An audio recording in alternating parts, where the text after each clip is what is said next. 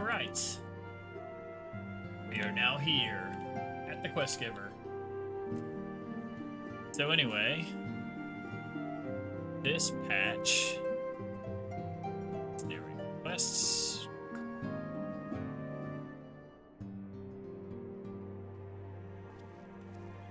We are doing this section right down here. Only 4 quests in it. So we'll see how long that takes us.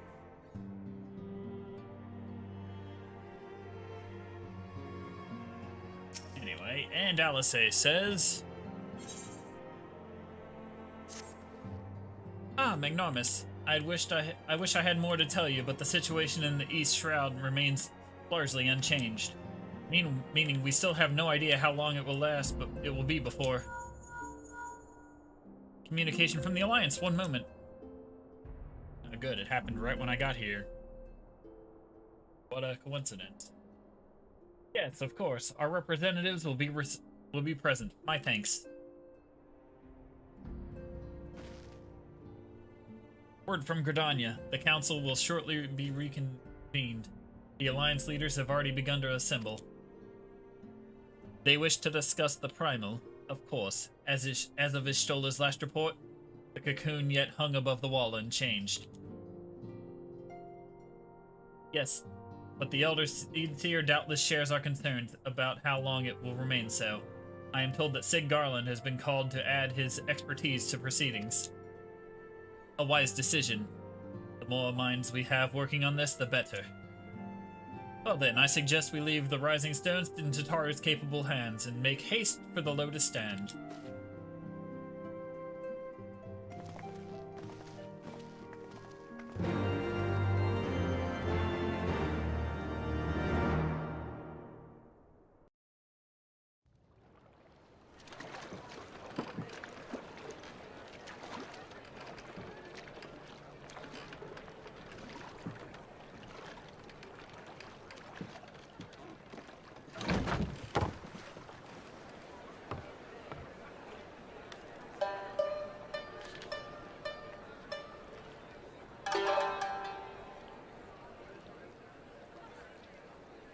A word, if you would, good sir. This place, it is within the realm of Eorzea.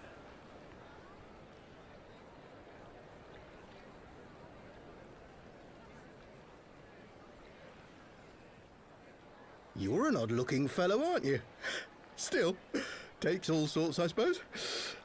This here's Vesper Bay. Thanalan's door to the ocean, as some folk like to call it.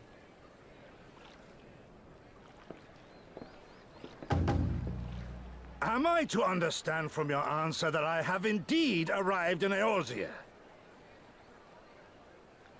Eh? Yes, you're in Eorzea.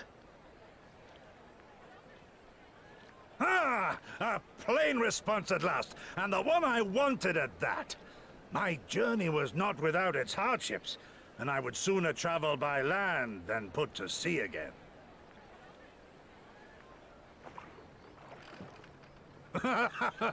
You do not believe that so small a bark could bear me across the ocean? Such timid little sailors. I had but to set my course and set my jaw till I made port. That guy rode his ass all the way here.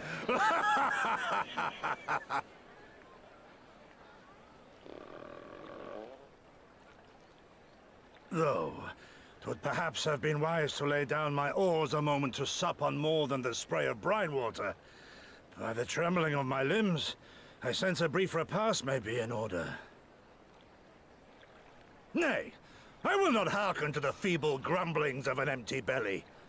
Duty comes before all.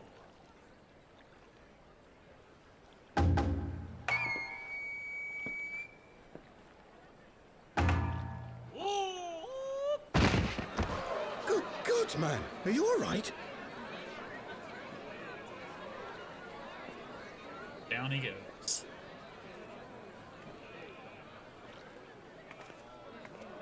Thou art far indeed from home, friend.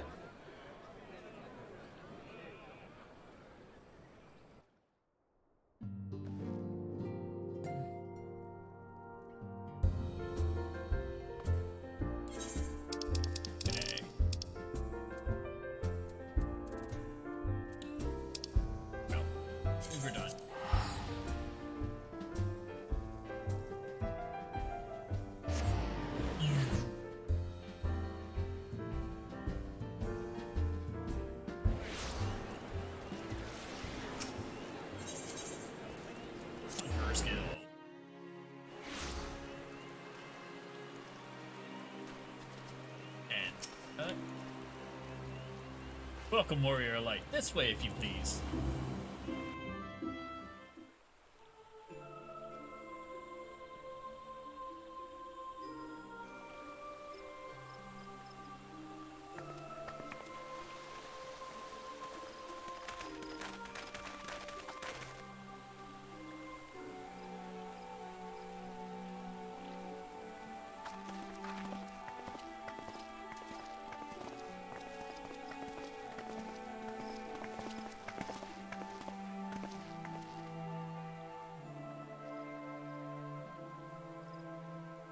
Dear friends, pray accept my heartfelt thanks for your efforts in defense of Gridania's borders. I would fain dwell longer on my gratitude for the support of the Alliance, but the situation at Belsar's Wall demands that we forego such pleasantries.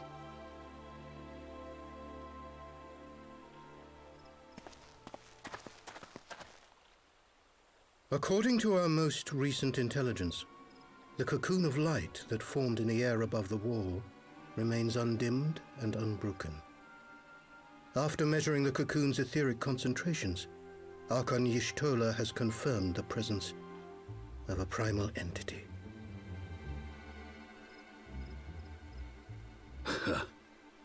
So we must assume that Ilbert's thrice damned god is indeed trapped within. And what news of the Imperials? They're not like to ignore such a spectacle. Sir, a Garlean airship was observed making an approach, but the vessel was destroyed when it drew near. The Empire appears to have made no subsequent attempts to reach the object.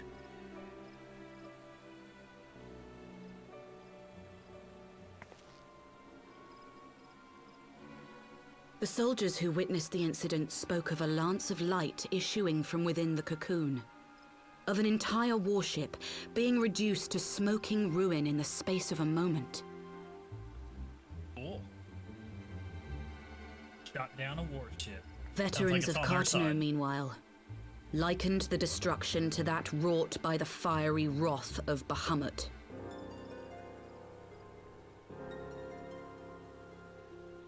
We could face another calamity.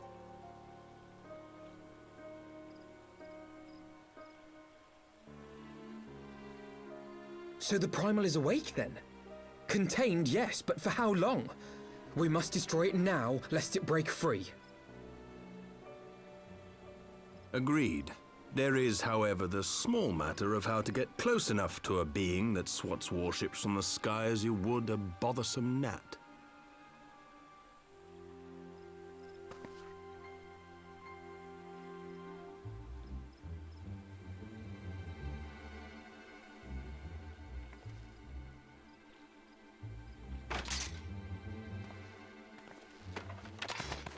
Is this truly so complex a puzzle? Or have you no stomach for the obvious solution? What in the hells are you doing here? A pleasure to see you too, Garland. Now, if you'd be so kind as to explain to these good people why you should be begging me for my assistance, that would be most appreciated.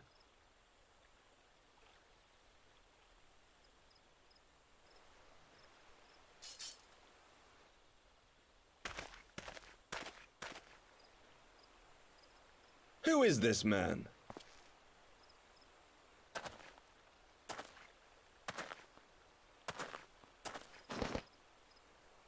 Oh, how terrifically rude of me. Nero Tolskeva, former tribunus of the 14th Legion of the Garlean Empire. These days, however, one might say that I'm something of a free agent.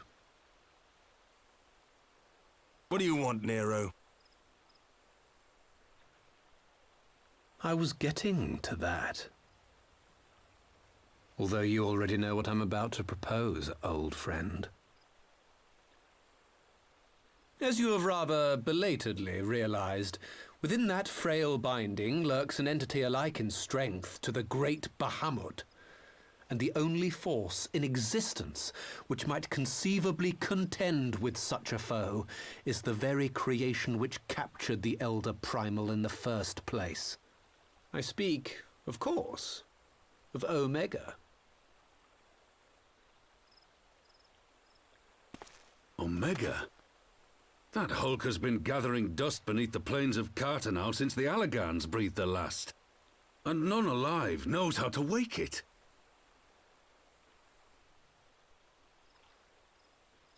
I'm sorry. Do you understand who it is with whom you have the privilege of speaking? I'm Nero Tolskeva, Master Engineer, the mechanical genius who restored the Ultima weapon to full operational capacity. And as luck would have it, I am graciously offering you the use of my considerable expertise.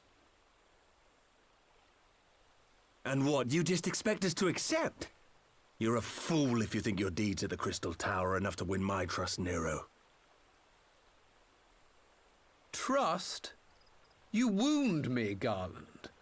All those years, studying side by side at the Academy, sharing both trial and triumph, we were countrymen once, you and I. But sentiment aside, have you a better solution? Or do you mean to send in your vaunted hero there, as you always do, and pray the world is not engulfed in flame? That's usually what we do.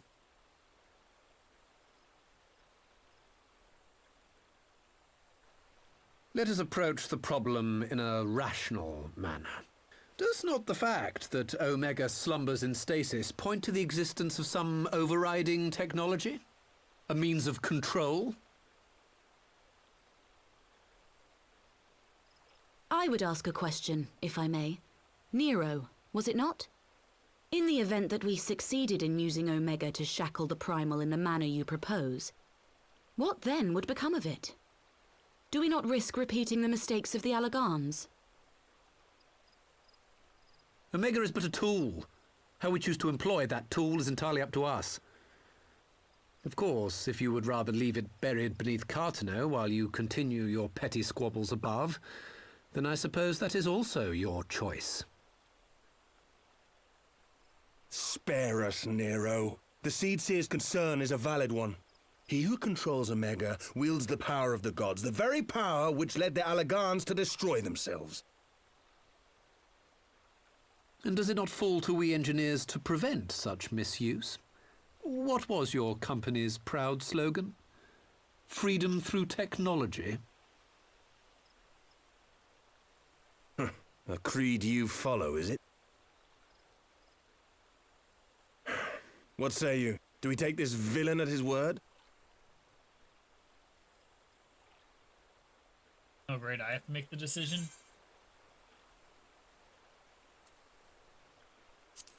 But I'll keep an eye on it.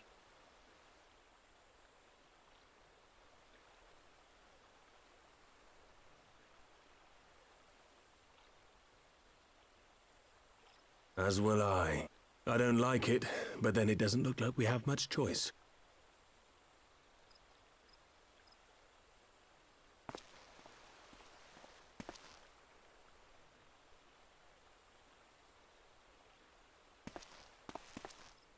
Would the Council be willing to entrust this matter to a pair of former Imperials?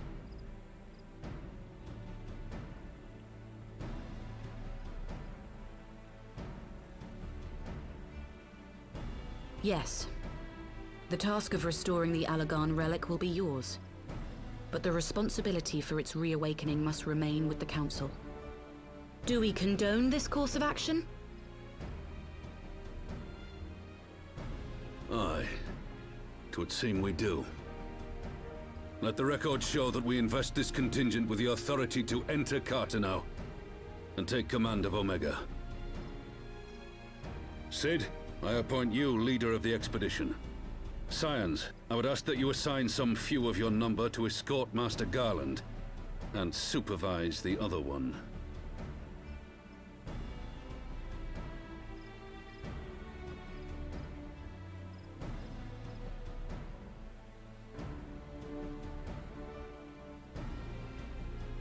We should be happy to oblige. The politics of Cartanau being what they are, I dare say our neutrality will prove useful in avoiding any unnecessary entanglements. If I am not mistaken, Doma occupies a similarly neutral position. Might we not persuade you to join the expedition, Lady Yugiri? If you suspected any foul play from Nero, you would be welcome to kill him.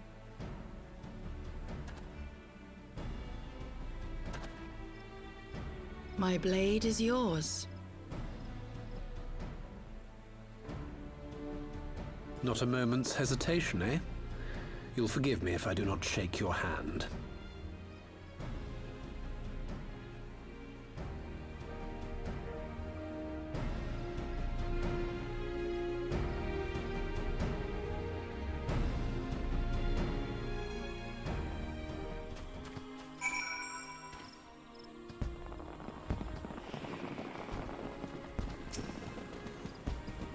Well, that was a rather unexpected development, and one which raises a number of questions.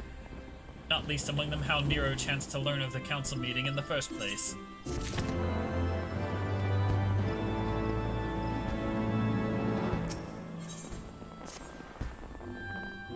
Sid and the others were assembling at the airship landing. Alizé is already on her way, and it would not do to lag too far behind. Let us be off.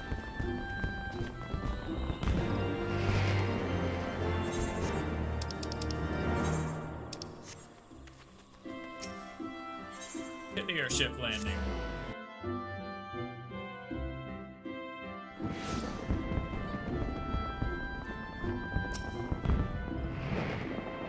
Magnanimous Alphino, ready to go?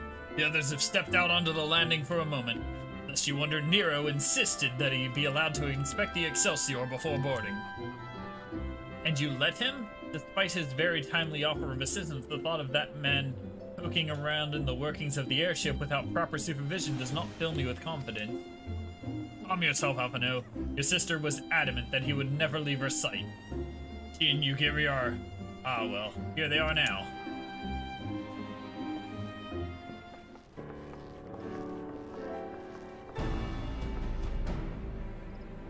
Right, I think that's everyone. Shall I set course for Cartano? Ah, might I ask that we delay our departure slightly? I would require no more than a few hours at most. Our colleagues are studying the cocoon even as we speak, and I would hear their latest observations ere we proceed. It would seem wise to gain their clear understanding of the solution as possible before formulating our plan. Oh, I thought time was against us. How foolish of me. Hold your tongue. When we want your opinion, we'll ask for it. Forgive me, my lady. I shall keep my counsel until such time as you have finished procrastinating. All right. While Alphino speaks with his colleagues, I shall fly the Excelsior over to Mordono. We can reconvene at the Rising Stones. And apologies for the trouble. I shall visit Ishtola and the others forthwith, and join you as soon as I am able. Magnanimous, pray accompany Alizé back to the Rising Stones. I should feel safer knowing you are present to entertain our guest. Right. Everyone heading for Modona is welcome to travel aboard the Excelsior.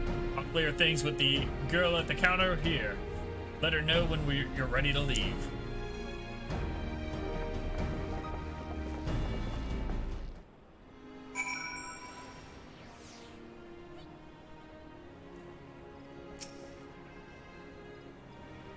You are traveling with Mr. Garland, sir. The Enterprise Excelsior is right this way. Into Mordona I go. Not quite a door-to-door service, but I couldn't exactly land her in the toll's main square. Shall we adjourn to the Rising Stones, then?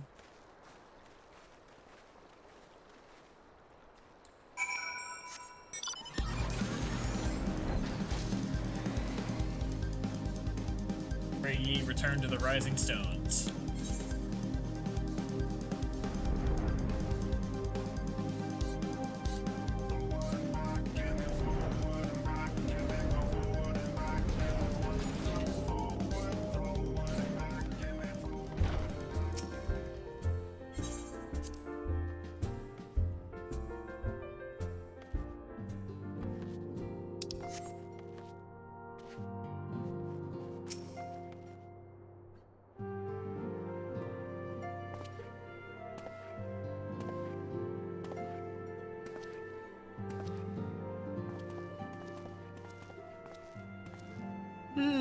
So these are the fabled headquarters of the Scions. I confess I would have expected an order of self-proclaimed warrior scholars to surround themselves with the fruits of man's enlightenment. And yet there's not so much as a single piece of magitech in sight. It never ceases to amaze me how primitive you Eorzeans truly are. Oh, I'll have you know that the Rising Stones is home to the very latest in magitech innovation. Wedge calls it the Mark XIV Thermocoil Boil Master, and it's the finest kettle I've ever had the pleasure to own.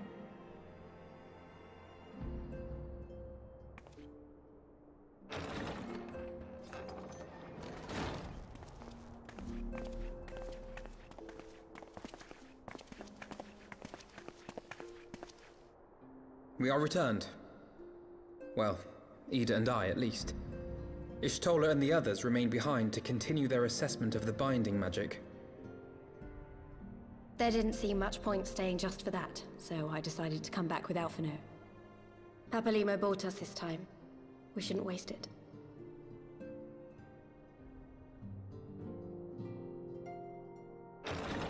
By your leave!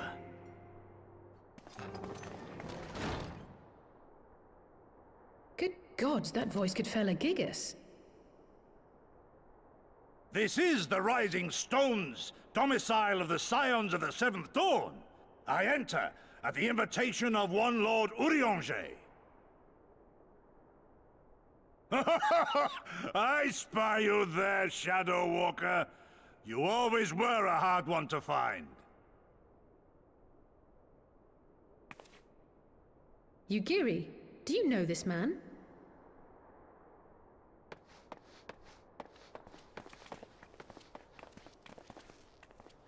Gosetsu, why are you come to Eorzea? In search of you, Yugiri. For days and nights did I row across the angry sea. I made port in good spirits, only for my own flesh to betray me over the trifling matter of an empty belly. Collapsed in the street like an unfed stray I was, until Lord Urianger came to my aid. Over a most welcome meal, we spoke of the plight of Doma, and I learned of our displaced countrymen's work to resettle this blighted land. 'Twas blind fortune that I was able to locate you so swiftly. But now we must make ready to depart. Our master languishes in dire peril, and Doma calls her daughter home.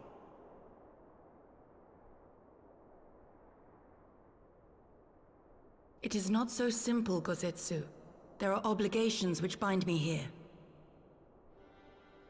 You refuse? Did you mislay your oath during your flight from our homeland? The laws of hospitality must be honored, but surely the vow to defend your master demands the greater obeisance. It was our master who bid me guide our people to safe haven by any means necessary. And it was the Scions you see before you who provided us succor and sanctuary when all others refused. Dire peril or no, were I to return without first repaying such hospitality, our master would cut me down at the threshold. Mayhap that is so. There is more. A crisis threatens all within this realm, Eorzean and Doman alike, and I go to play my part in its resolution. I will not bring shame upon our liege by abandoning my people or my duty. How very noble of you. Now, in the name of honor, kinship, and, yes, practicality, might I suggest we get this expedition underway? Or would you rather debate the finer points of duty and leave Omega to the Empire? The Empire?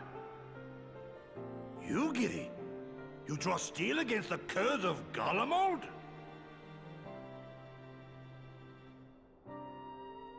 Then why did you not say so? My blade is oath-bound to fall upon the ranks of the Imperials wheresoever they march. Lead on, Shadow Walker, and may the enemy tremble at our coming.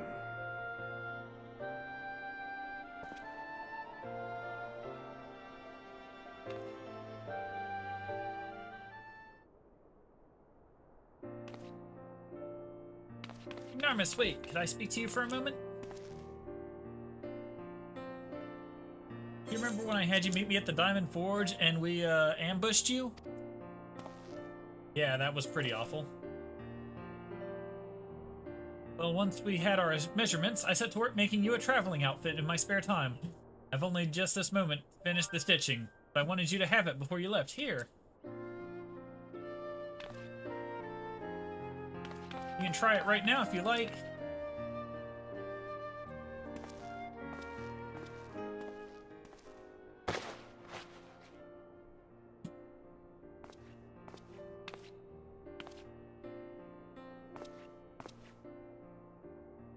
Yeah, I'm gonna go with no on that.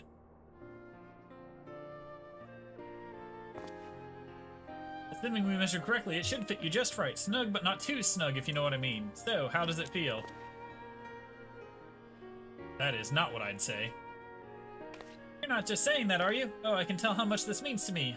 To have crafted something worthy of the Warrior of Light is, well, let's just say it makes all the practice worthwhile. I also sewn in the Blood Pearl charm to, you know, bring you home. May it always protect you.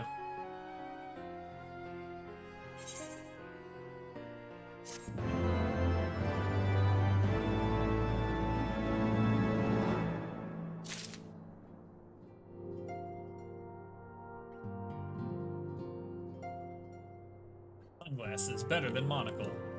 Anyway.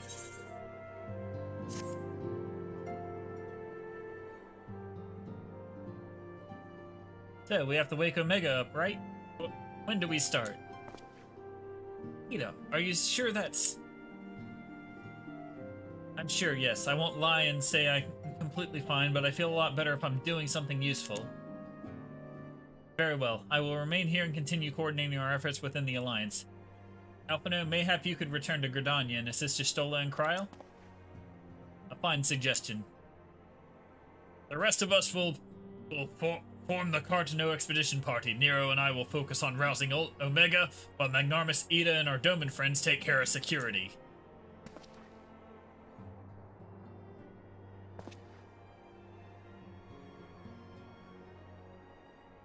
The Excelsior is by the lake just outside town. We'll leave as soon as everyone's ready.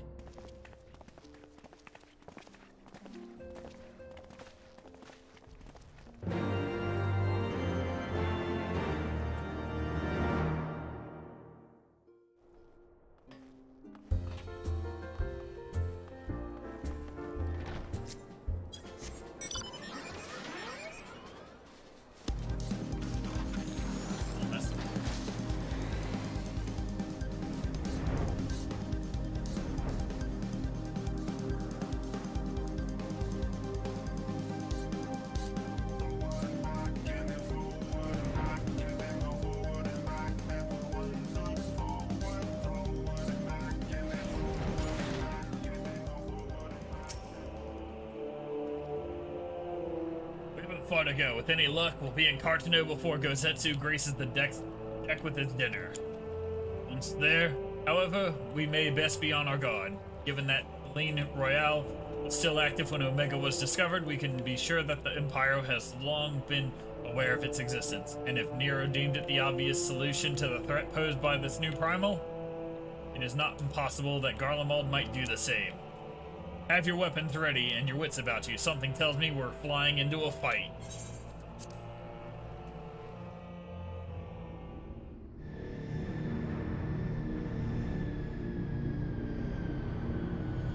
Is it really lagging that bad?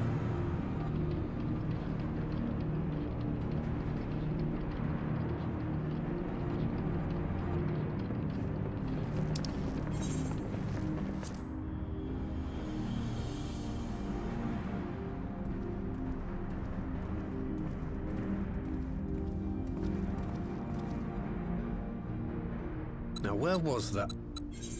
Ah!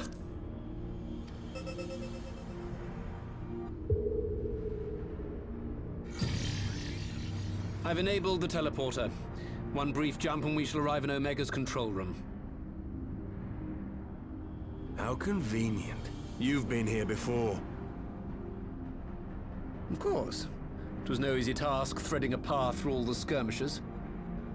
But how could I ignore the existence of such a fascinating toy? You may trust that my preliminary examination was suitably thorough. Trust? Aye. I trust your appetite for technology. I chased down a suspect airship, and who should I find but the traitor, Sid Garland.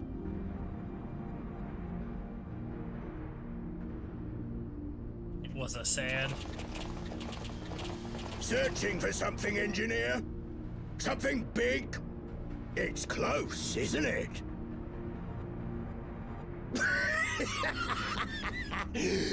It's like all my name days have come at once. Of all the scouts the Empire could have sent. Take care of that brute, will you?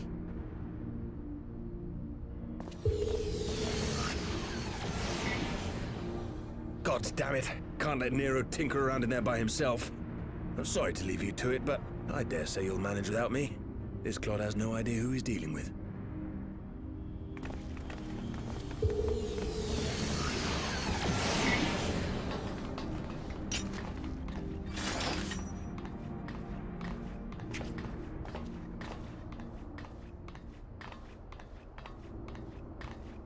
I am Gosetsu, Samurai of Doma. You will rue your choice of opponent this day.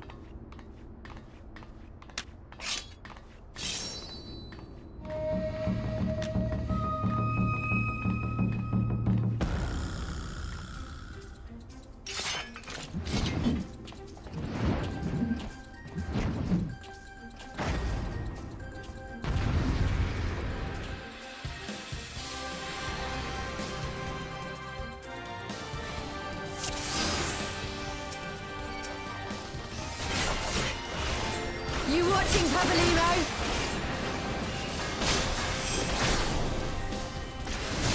No retreat. No surrender. Tis my right to strike.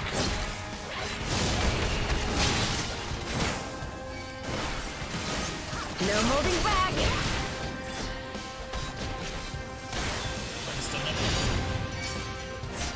Your defense is lacking. I have you. Looks like everyone's jumping in. It's all over now.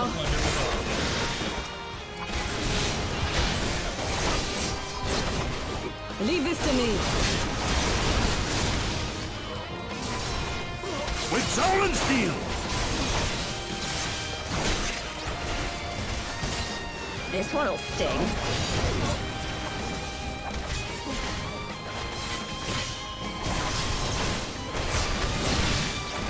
And opening.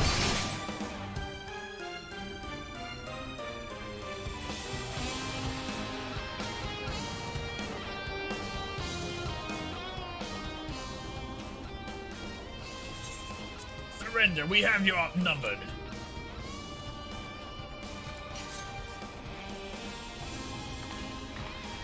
Wouldn't be the first time.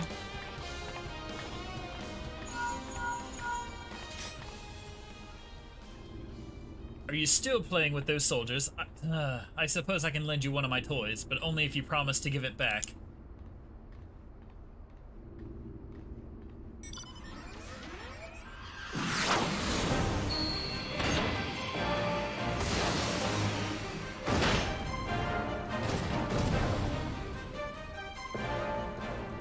Behold, the Red Baron! Now end this nonsense!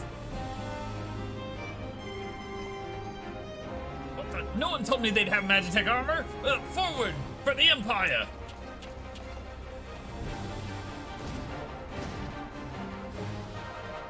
The honorless Kerr thinks to abandon his men? I shall see that he shares their fate. Break the tend to the rest of his minions.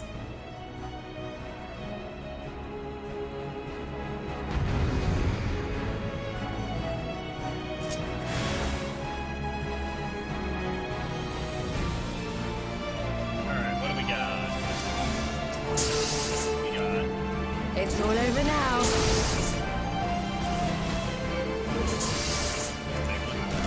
Your defense is lacking. 'Tis my right to strike!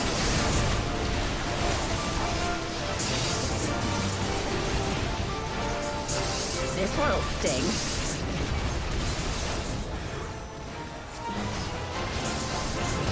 No retreat. No surrender. I have you!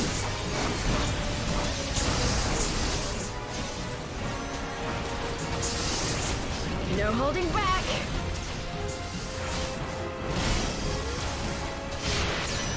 Leave this to me.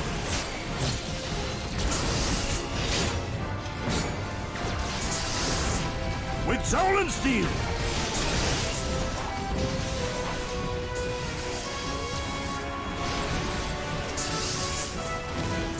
You watching, Pavalino?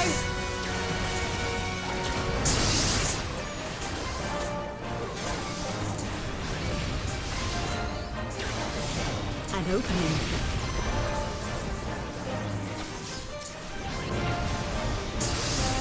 Look upon us, samurai of Doma! It's all over now.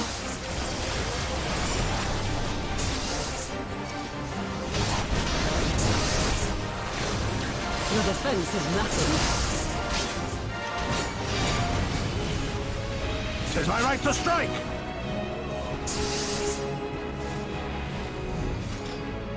But you just can't run off. They're to get a battle that's punishable by death. You gotta stand your ground. Come back here now, please.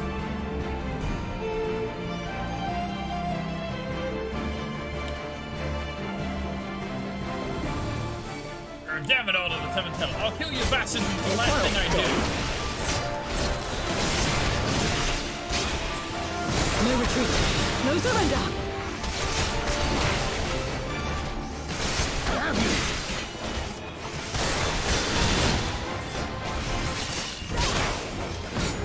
No holding back.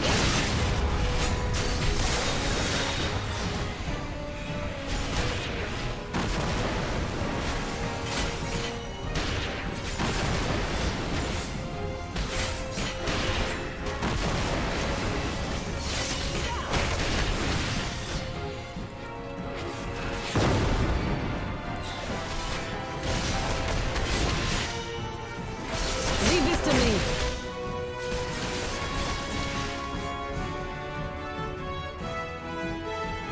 You haven't seen the last of me. Mark my words, it'll be you who rules this day. And he ran off.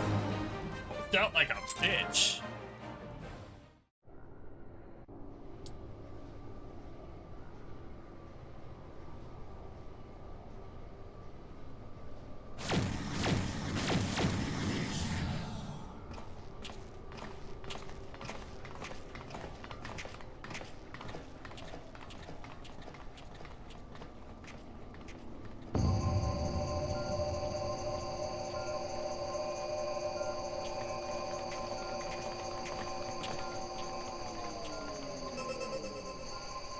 Temporal stasis disengaged. All systems operational. Garland?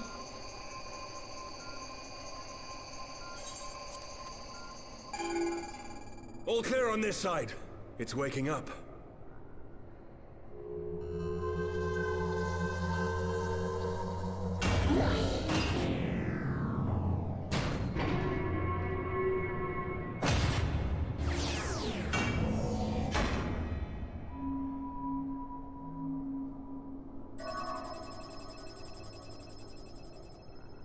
Remarkable. Omega sensors immediately detected the presence of the cocoon, even at this distance. They must have been set to scan for sources of energy exceeding certain magnitudes. I still don't see any means to control the machine directly. It seems to have been designed to act wholly autonomously.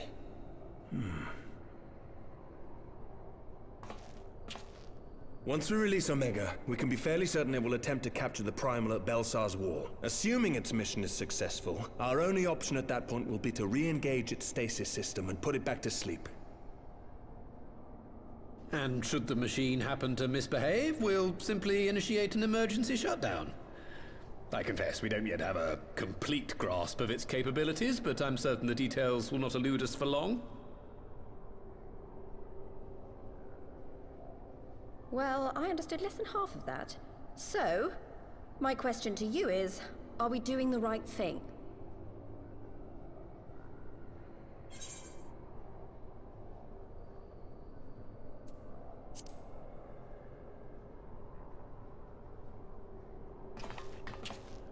I suppose not.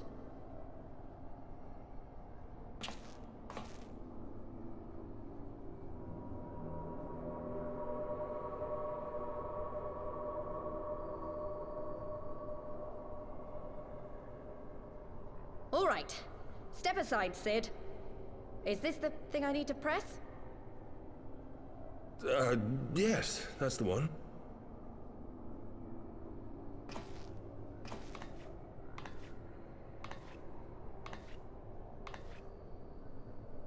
You gave too much for us to waste this chance, Papalimo. So this is for you. And me.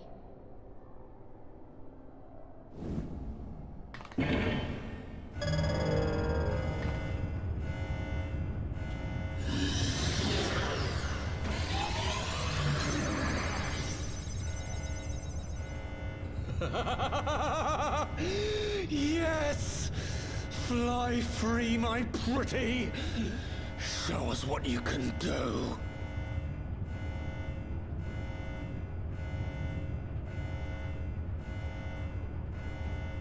The launch sequence has begun. Omega is loose. Little too happy.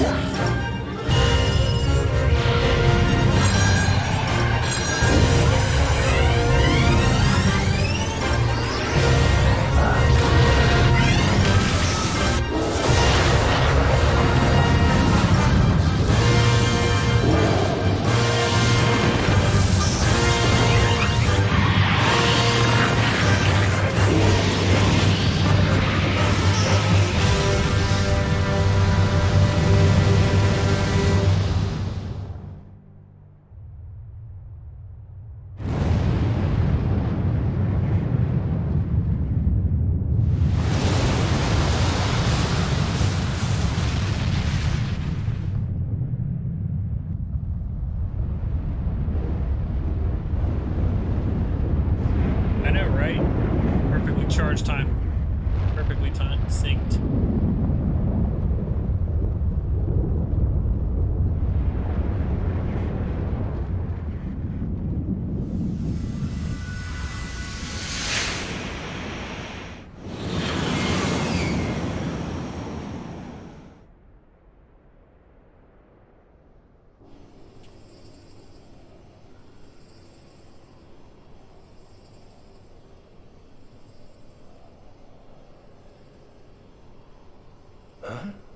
Omega has stopped transmitting. But that shouldn't be. I didn't engage the stasis system. And what does this signify? I have little understanding of these contrivances.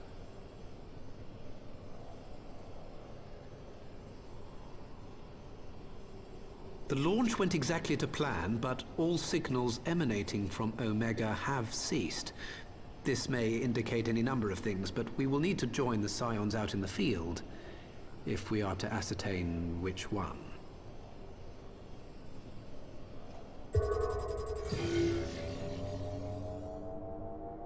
Right. I've ordered a malfunctioning beast to go to sleep. That should prevent any unfortunate mishaps.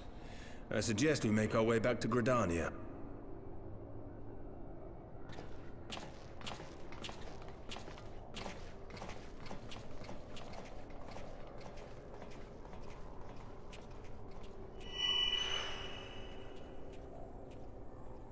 Omega destroyed the cocoon. Papalimo's spell is fading. It was bound to his ether, you see. And if the connection is broken...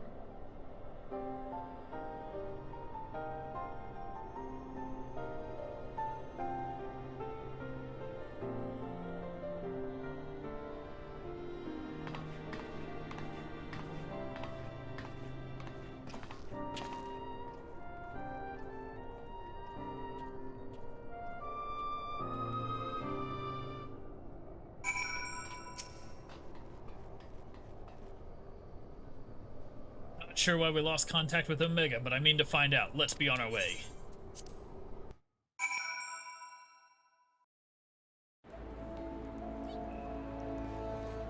Here we are, back at Gridania. One moment everything was functioning perfectly, and the next it wasn't. It makes no sense. We need to see what happened for ourselves, and soon.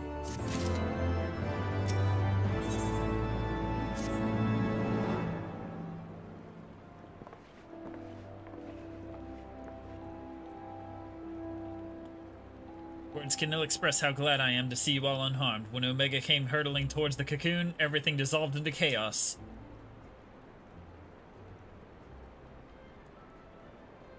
I have to see it. I have to see it with my own eyes. Ida, wait! We must first... The Elder Soothsayer is expecting us.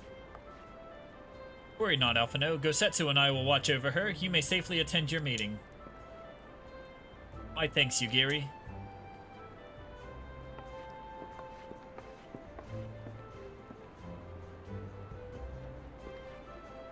The council reconvened a short while ago. Let us make haste for the Lotus Stand. All there are eager to hear your testimony.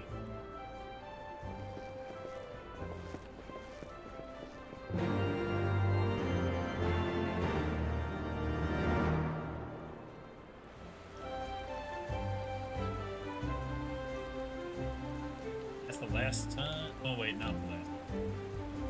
Last time we'll hear that noise on the main quest.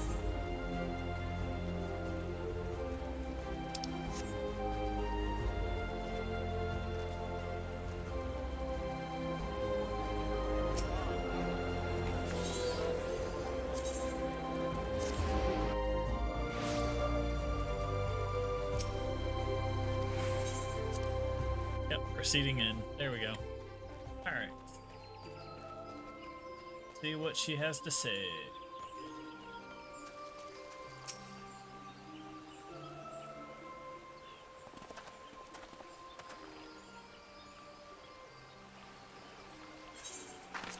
My friends, full eagerly have we awaited your return. You indeed could have been discharged the duty entrusted to you, and most humbly do we thank you for seeing it done. You are too kind, Elder Seed-Seer. As I recall, we as good as demanded the right to try. But tell me, how did the battle unfold? We succeeded in waking Omega Eye, but we lost contact with the weapon shortly after it launched. From our position in the control room, we were blind to all that followed. What words could do justice to such a scene? None of my choosing, that much is certain. But I can give you the facts. The cocoon hatched even as Omega arrived, and from its midst rose a great dragon. The pair duly set about each other in the skies over Girabanya. The primals might defied belief. It seemed the very heavens would be rent asunder by the force of its blows, as it wielded such magics as I have never seen, and hope to never see again. The battle raged on with no end in sight until both combatants were engulfed in a blinding flash of light. When the radiance faded, I saw the pair fall motionless from the sky, coming to rest somewhere in the Alamegan soil. I will not speak for the rest, but to my eye it seemed that each had landed a fatal blow upon the other.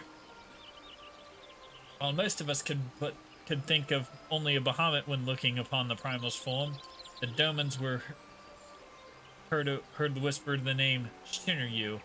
It would appear that being resembles a creature of Far Eastern legend, and we have found it convenient to refer to it as such. This Shinryu's fate, and indeed that of Omega, is yet unknown. We have, alas, no eyes on the Girabanyan side of the border. Aye, which is why we have sent our main force under the command of Marshal Tarapin to capture the wall. With the Imperials in disarray, we have perfect opportunity to secure Gridanya's border and assess the aftermath of the impact. I myself will join the Marshal and his men when the council is adjourned. Well, that explains a few things, I wager. That flash of light coincided with our loss of contact. Lest you wonder, we quickly re-engaged Omega's stasis system, so even if it has fallen into the Imperial's lap, it will be of no use to them, save perhaps as a statue. Correct. Without me to guide their efforts, it would have taken them decades to decipher Omega's core functions if they had managed it at all. Such reassurances do much to calm our fears, yet the relic's fate is but one of several concerns. Indeed, I humbly submit that the time has come for us to make contact with the Resistance representatives in Girabanya. Though Ilbert has forced our hand, it would seem only logical to seek an alliance, given the inevitability of Imperial retaliation. And by working in concert, it is not impossible that Alamigo might finally be wrested from Garlemald's grasp.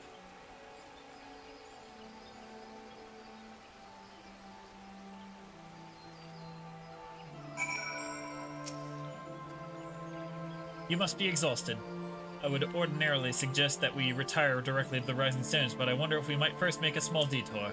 Istola and the others have gathered at Armarax's spire, and I imagine that you, too, would be interested to see what has become of the wall now that the cocoon is gone. It is decided, then. Lead on.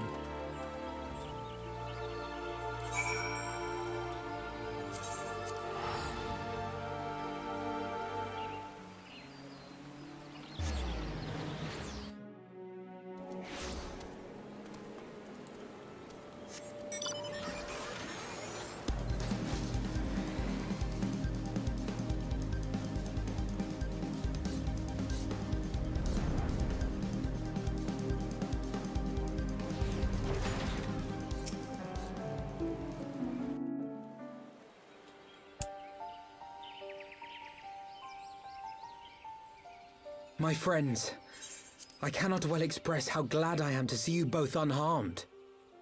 They say that Omega's clash with the Primal shook the very firmament.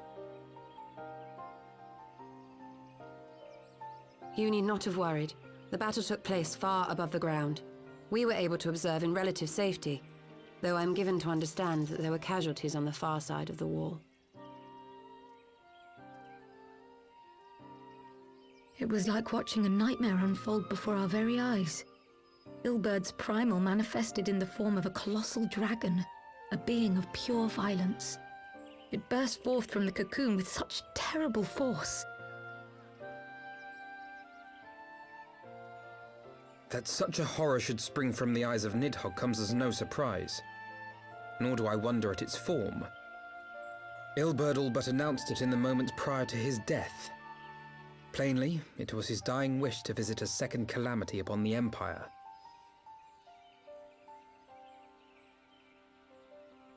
And I am quite certain the abomination would have obliged had it not found itself outmatched by a mega.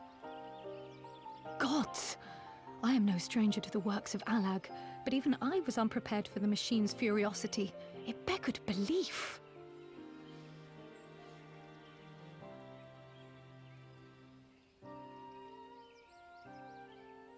And how fares poor Ida in the midst of all this? Have you spoken with her? She is up on the platform, lost in thought. We deemed it best not to disturb her, but mayhap she would welcome some company after all. Shall we?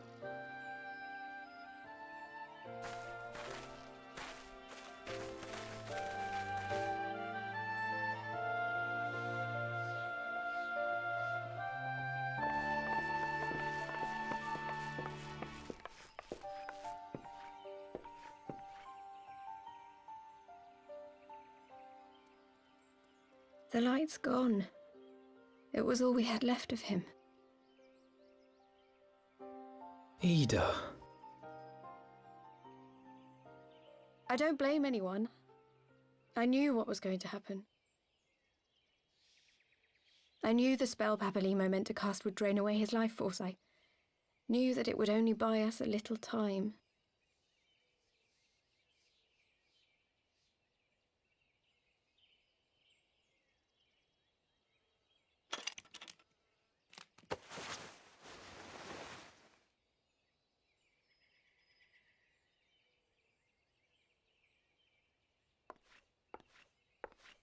Ida, there is no need to explain.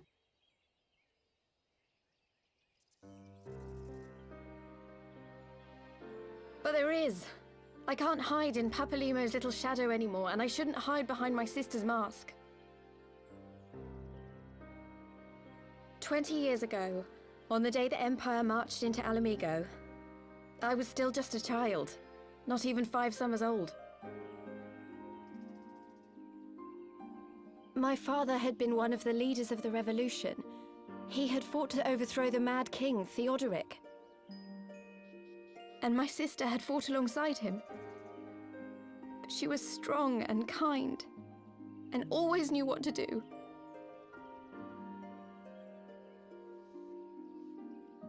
But when the Garleans came, everything changed. My father went to war against them too, and I never saw him again. After that, I remember a lot of running. My sister dragged me for malms and malms until we came to the city of Charlian. That was where she met Master Louis Soir. He introduced her to the Circle of Knowing, and she eventually became an Archon.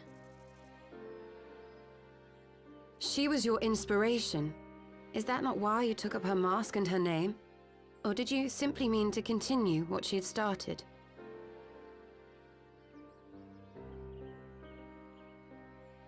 You've known all along, haven't you? That I wasn't Ida.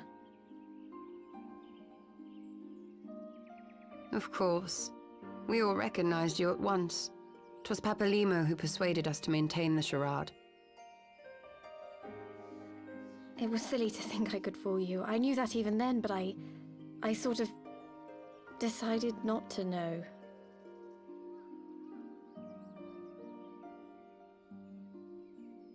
Ida died 6 years ago, on a mission to smuggle refugees out of Alamigo.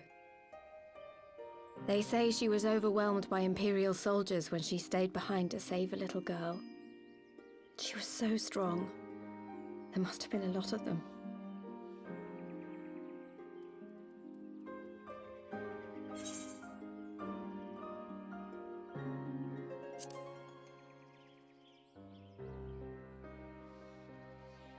Why'd you never tell me? I'm sorry for lying to you. My real name is Lise. When Papalimo brought me Ida's mask, it was meant as a keepsake, but I decided I wanted to be his new partner, to keep alive all the good that she had done.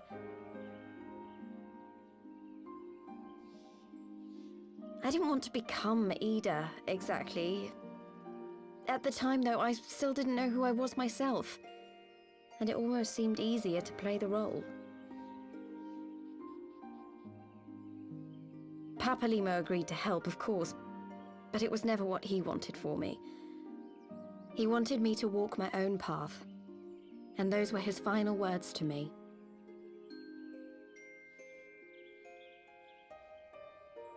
The Archon's mark he gave me is faded, and my last excuse along with it.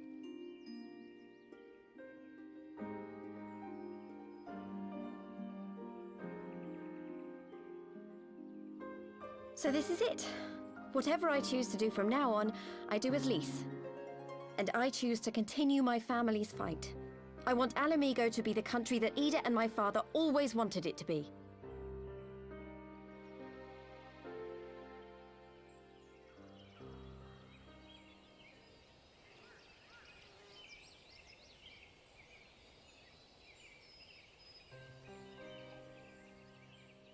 War is upon us once more.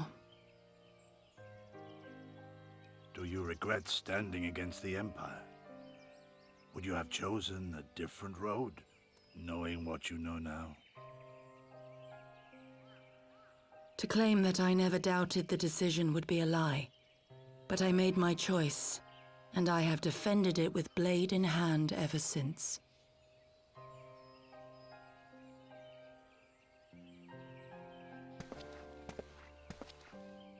The battle continues, and our steel is needed. Come, Shadow Walker, we leave for the east, for Doma.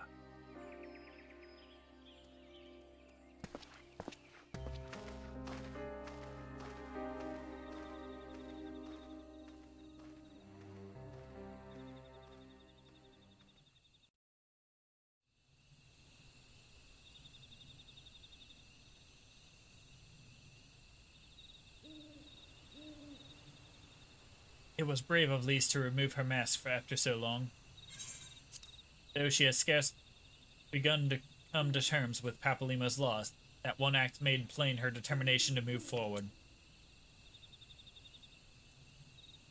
And should she ever falter, we shall be there to support her on this road she has resolved to walk.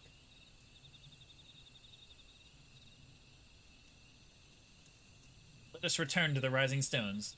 We have quite the story to tell Tatario and my sister.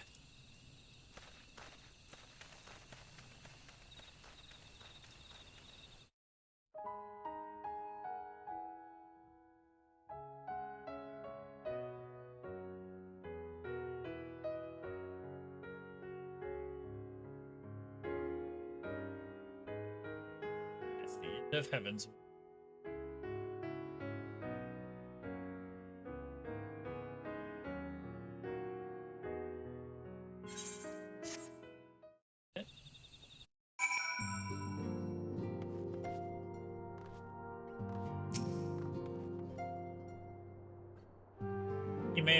He may have mentioned, but Alphino has apprised me of all that has come to pass in Gridania. Your only task now is to get rest.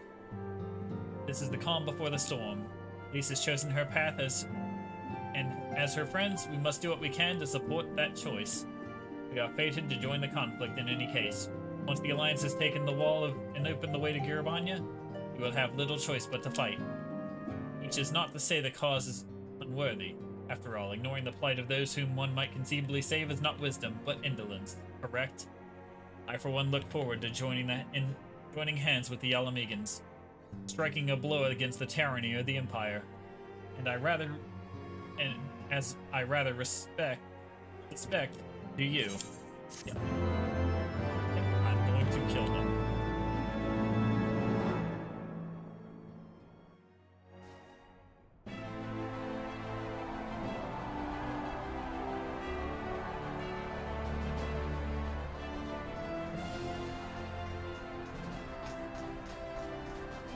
March! The Imperials will soon come to their senses, and we must be ready to face the retribution.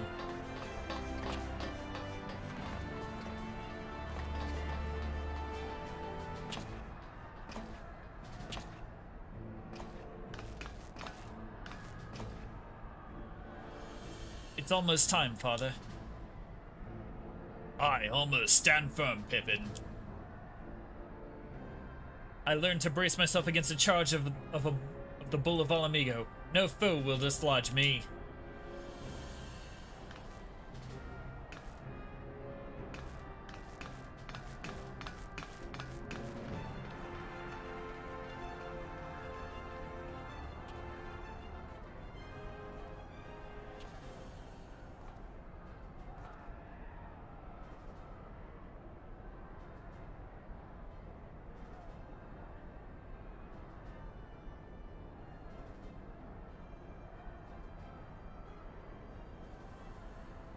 Very well, Ilberd. I shall take our homeland back.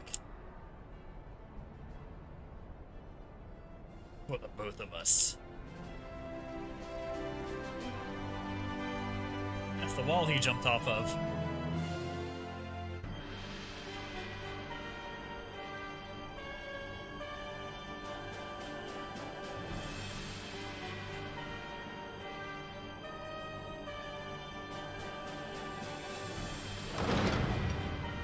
Yep.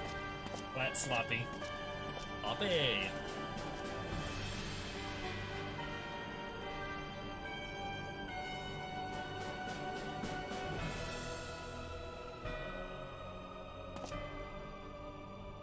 My Lord Viceroy, our scouts have confirmed the preliminary reports. Bazellar's wall has fallen to the Eorzean Alliance. The hunt for Omega and the unknown icon continues. Though both yet elude us, my lord, their battle caused considerable damage across the region. Should we perchance divert some of our forces from the search to undertake necessary reconstruction work?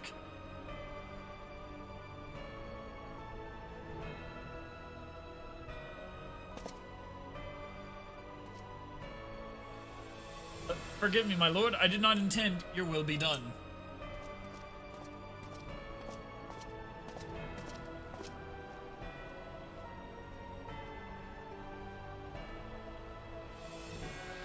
Unknown. My spies tell me the Domans call it Shinryu, and that it proved a match for Omega. Yes, the coming days promise to be most interesting. Most interesting.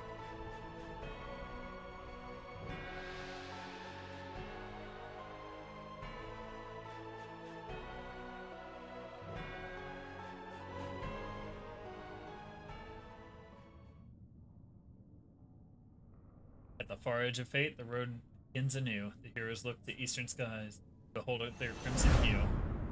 Dawn of liberation, a gathering storm of blood.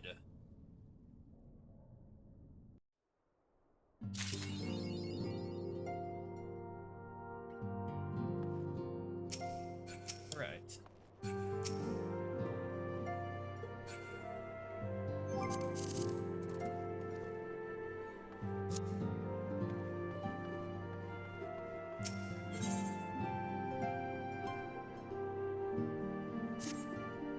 Go ahead and take this one, then we can get into the wall. The question is, how will the Empire respond to the disappearance of Omega and the Primal?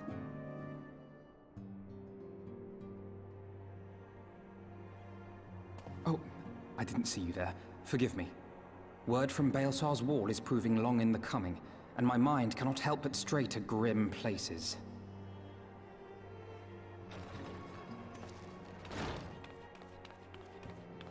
Alphino, a message from the Alliance. It's about time. Pray summon the others at once. Yes, sir.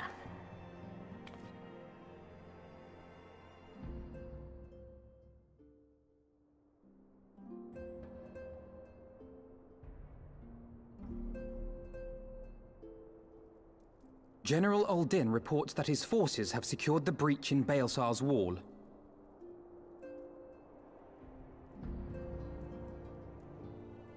And what of the Primal and Omega? There is still no sign of either at this time. He writes that they will begin a more thorough investigation shortly. And, as expected, he wishes to petition the aid of the Scions of the Seventh Dawn. As expected. The Alliance's decision to capture a part of Baelsar's wall is open to interpretation.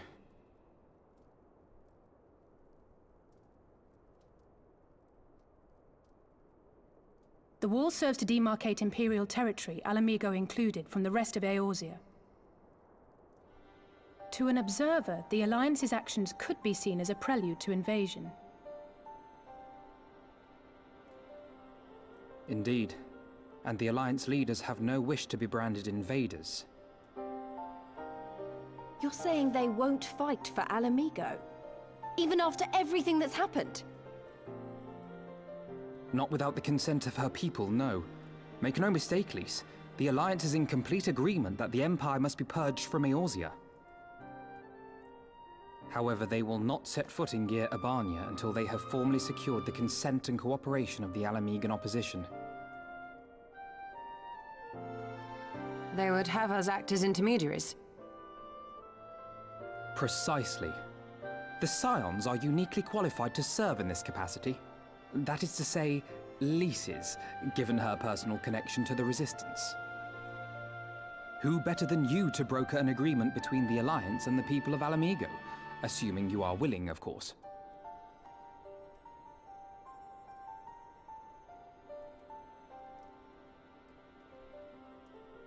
Of course I am! You know I'd like nothing more!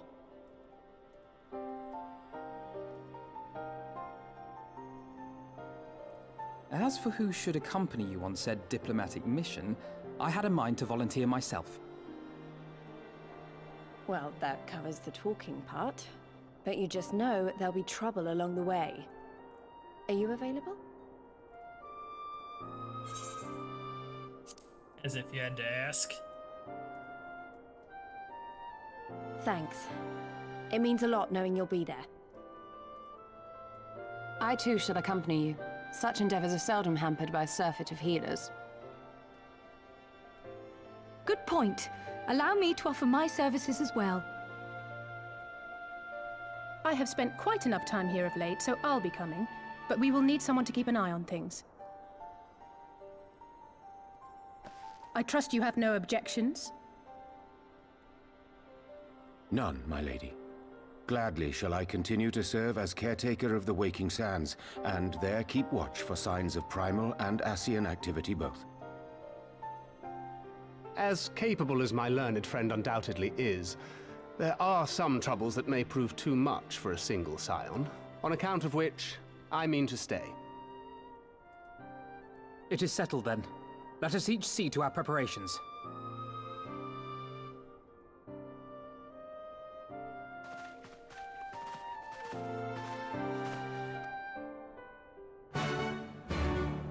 Quest accepted.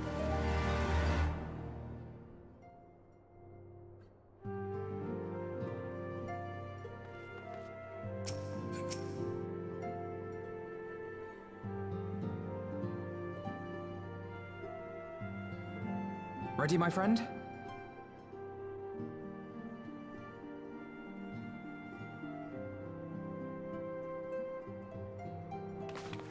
Well then. Tataru, I leave the rising stones in your capable hands. Don't worry, Alphino. I'll see that the place is still standing when you come back.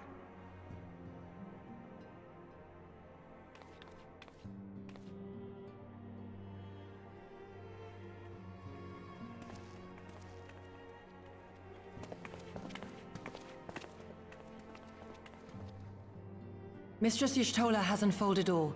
You are bound for Gyr Abania? Aye. The Alliance would have us make contact with the Alamigan Resistance as soon as possible. It begins then. As soon it shall in Doma, if the gods are good. 'Tis but a pity it must be now. I am sorry that we shall not be present to fight beside you in the battles to come. You have stood with us countless times, Lady Yugiri. Pray do not apologize. Then let us thank you instead. You and yours stood with us from the first, when we came to this land as refugees in search of sanctuary.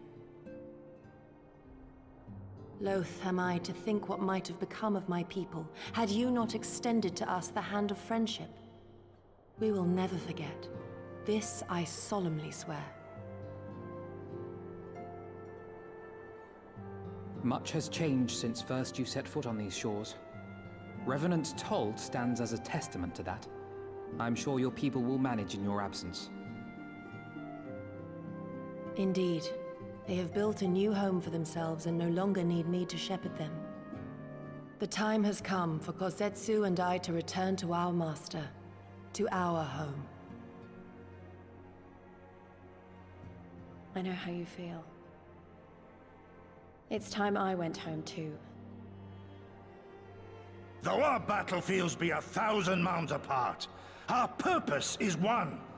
Let all men hearken to the clarion call of freedom, of liberation, from Eorzea to the far east, that they may rise up and cast down the curse of Garlemald. Take care, you hear me? When all of this is over, we're going to celebrate, together. Just you wait. I should like that very much. Fare you well.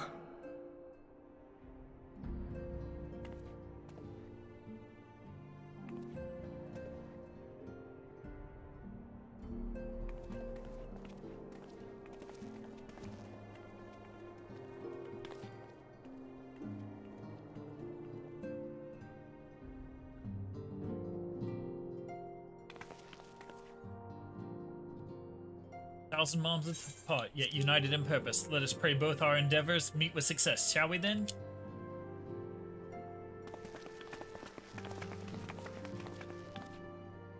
Wait, not just yet. I know I'd forgotten something important. Please, could you come with me?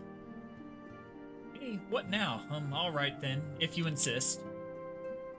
It's new outfit time for Lise.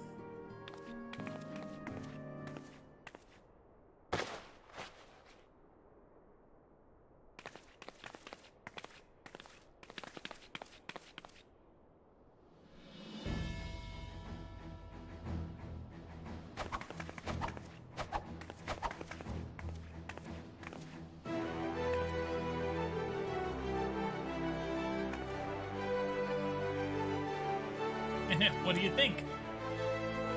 As you can see, I designed it to be light and loose, an outfit tailored to made the skilled fighter like Lise. Your work never ceases to impress. Much more of this, and yeah, I may have to stop introducing you as the Scion's receptionist and start referring to you as our preeminent seamstress. It's lovely, Tataru, thank you. I mean, I feel like I could take on a legion. I'm glad you like it, and with that, I delay you no longer. Safe travels! Then onward to Girabanya. Our first stop will be at Amarax's spire in the East Shroud.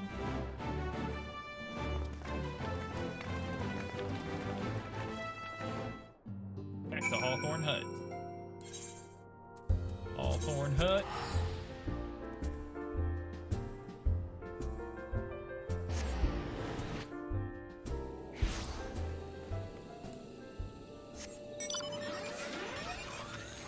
Totally not.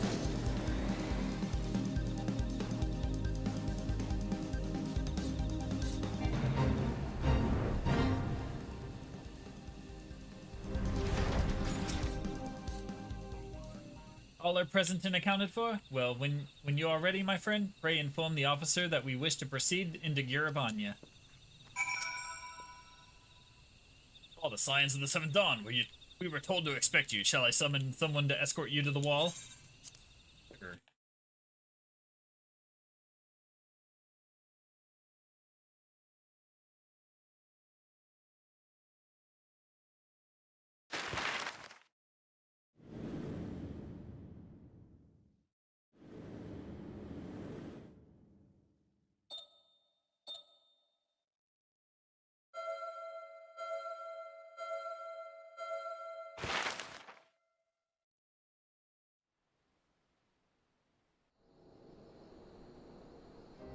I remember crossing the border, standing in Girabania once more.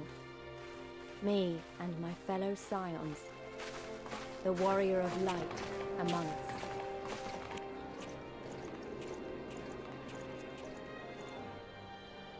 Behind us, Baelsar's wall cutting the land in two. Freedom on one side, tyranny on the other.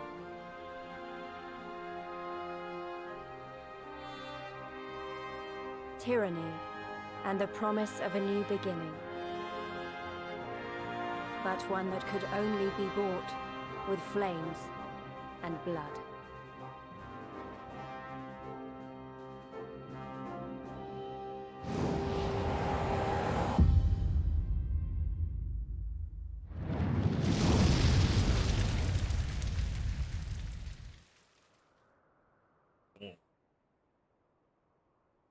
Made it to the title card.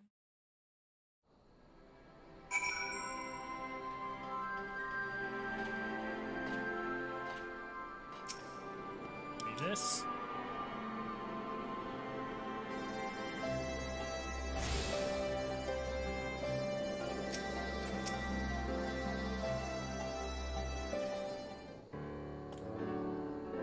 Greetings, Scions. On behalf of the Orzian Alliance, I welcome you to Castra Morians.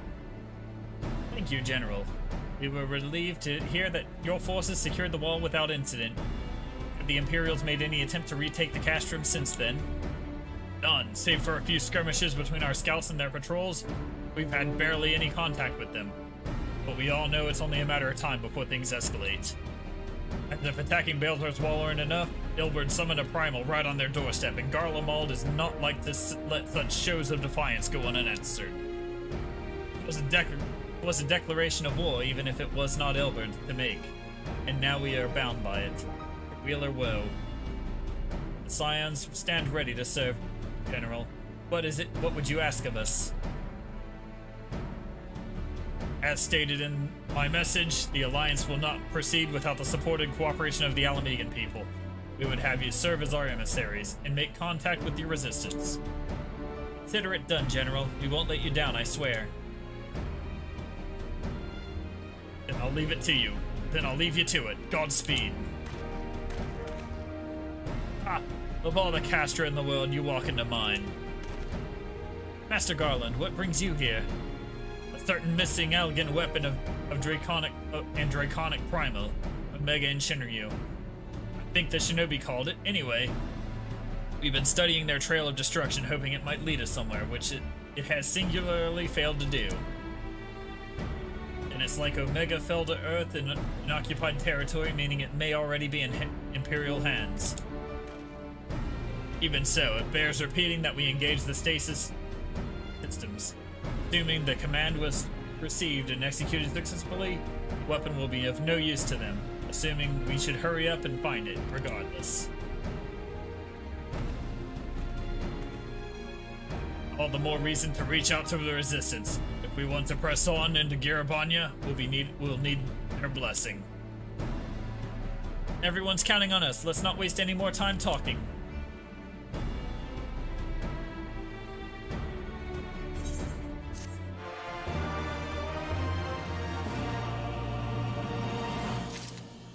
Alright. Here. Before we do this, do the trailer.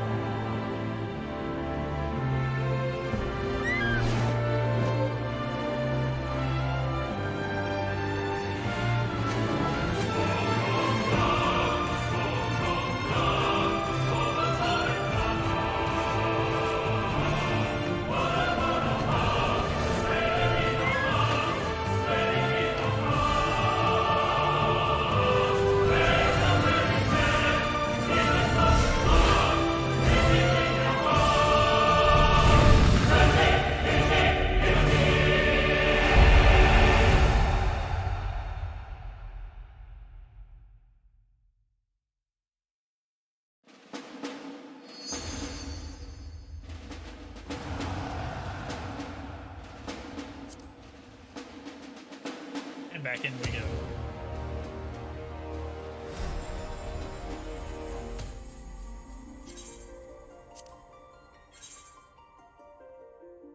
I'm also going to run to the restroom real quick. I'll be right back.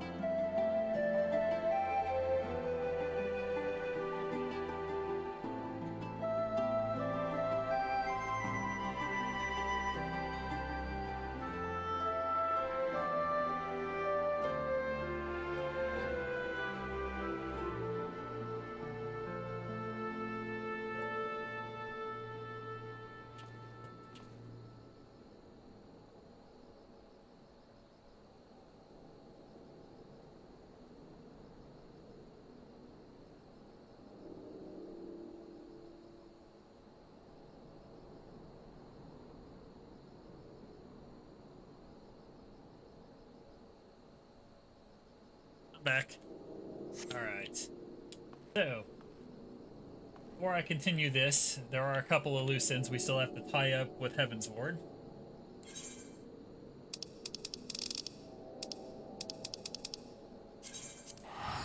to Ishgard.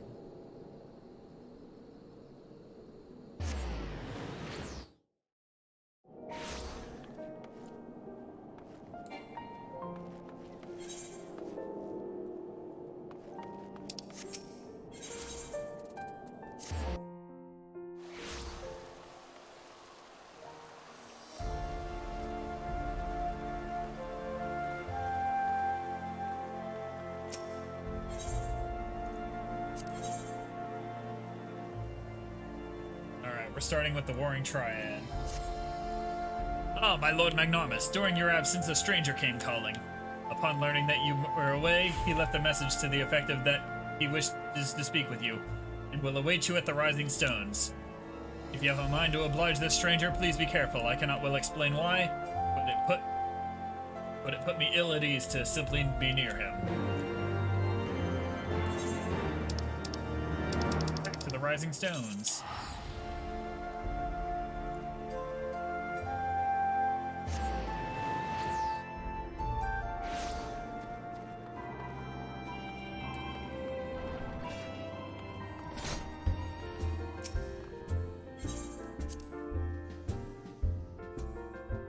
Rising Stone.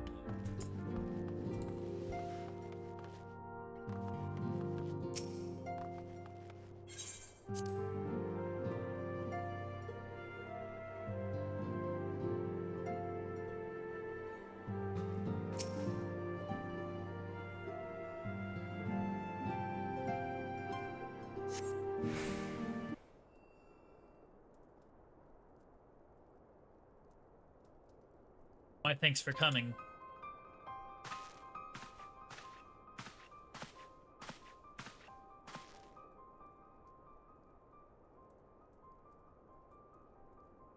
Unu Kalhala is my name, and I serve a friend. I sought you out that I might alert you to the rising threat of the beings known as Icons. You're aware of the threat, you say? Ah, but I speak not of the primals with which you are exceedingly well acquainted. It may interest you to know that the term Icon and the beings to which it refers precede the Garlean Empire by eras. You see, it is the name by which the Allegans called godlike beings, the dark divinity Odin among them. And the Garleans who seek to emulate the glory of the ancient Alleg have simply availed themselves of it. Pray, permit me to continue the tale.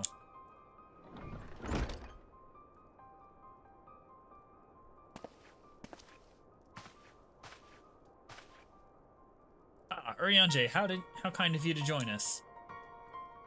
As the Warrior of Light's comrade, my participation is but to be expected. After all, the matter doth pertain to the very fate of this star.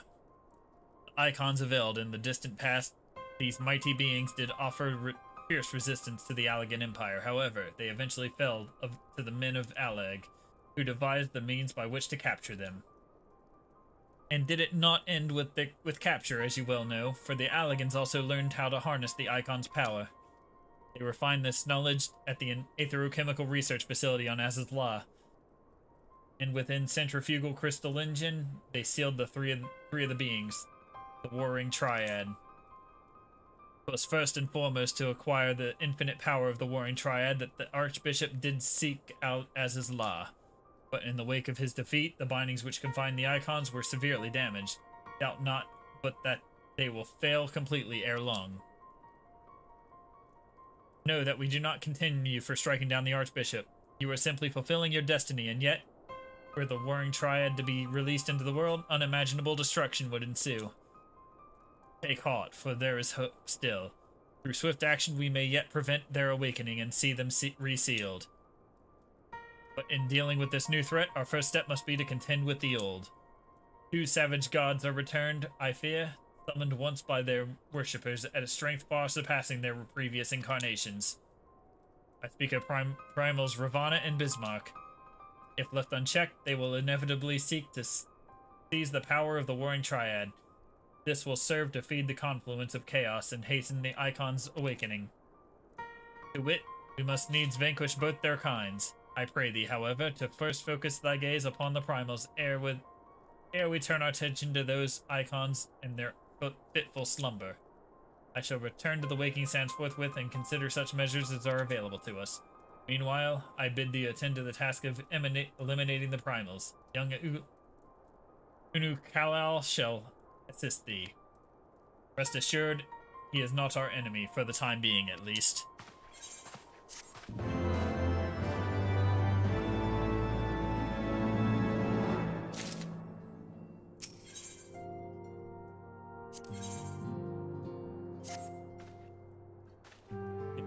If we are to prevent the awakening of the Warring Triad, then Bismarck must be cast down once more. I am aware of the rather unorthodox method you employed to lure out and slay the white whale before, and had a mind to follow established precedent. That said, islands are not easy to come by. I should hope it is not necessary, but you may as well show this gemstone to Chief Sanu. He will know it as the weeping eye of Manukamanal, and it will ensure that he is completely committed to our cause. Oh, and before you ask, I have already informed Master Garland of our plans. He is currently en route to the Blue Window.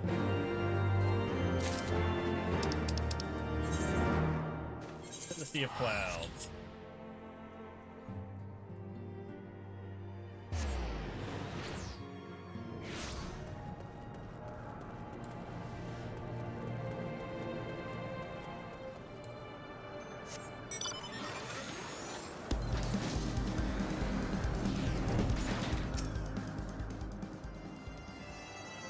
Tramontane returns, and with it the white. So too comes the great Netherling warrior. Like a double rainbows in the mist, Sanu knows what to make of this, and I in the hands of a Netherling. Storm clouds of the Vundu are no match for the eye's might. Smash it against the Aetheryte in the whale's crown, and he will look vulnerable once more. Bind him with chains of steel and drive him down from the cloud sea. Return Zephyr winds and sunlight to our lands. Speak with Sin.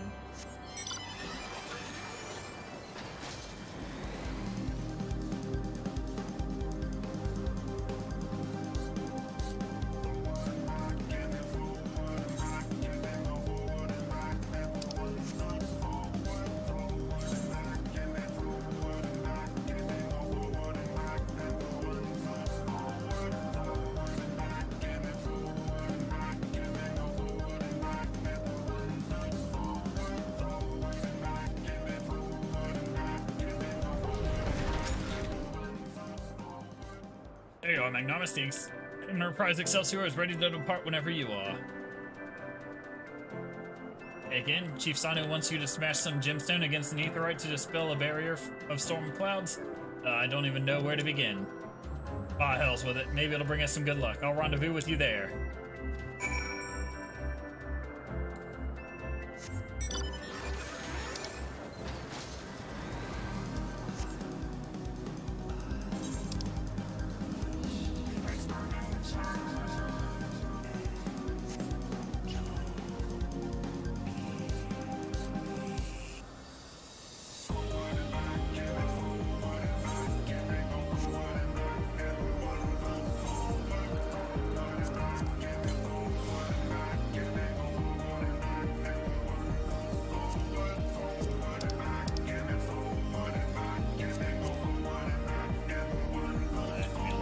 That one.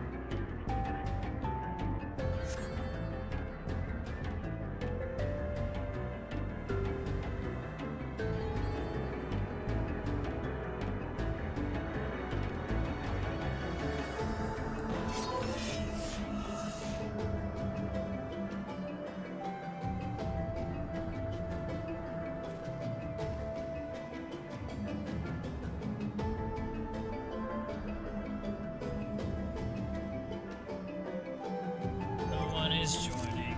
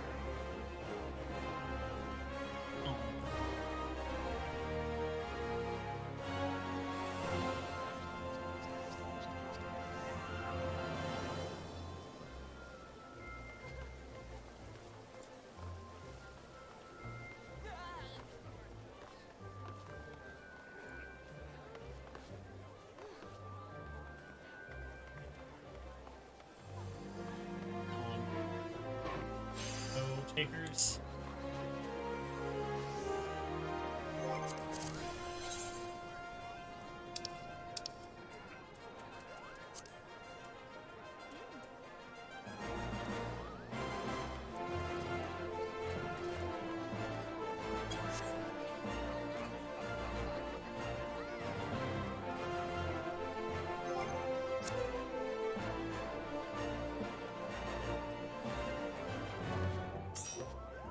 Ah, got one.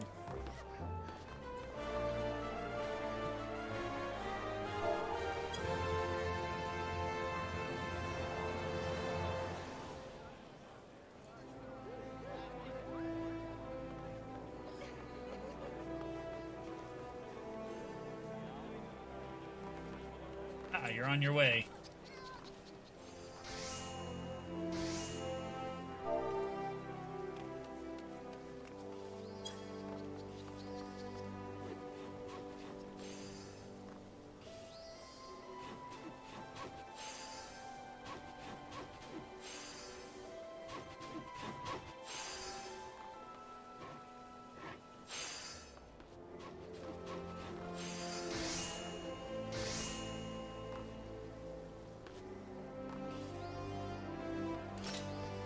Probably pop up right over here.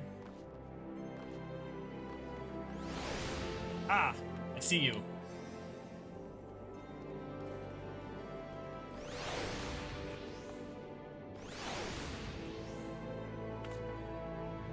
You're wedged into all these people.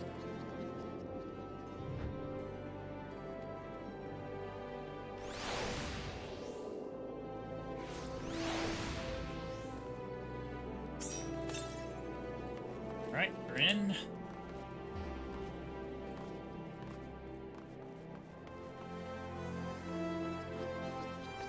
Alright, this should be good.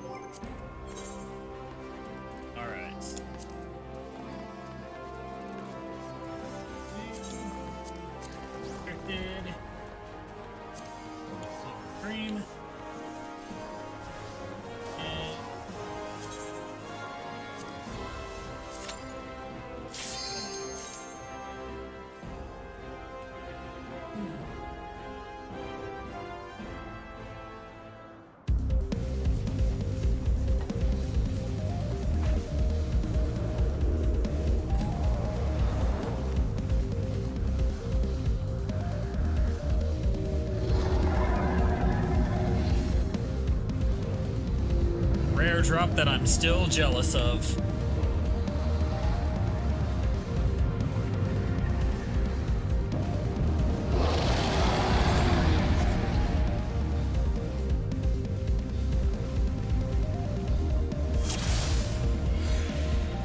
It's unsynced. How bad can it be? You're level 90. You got this.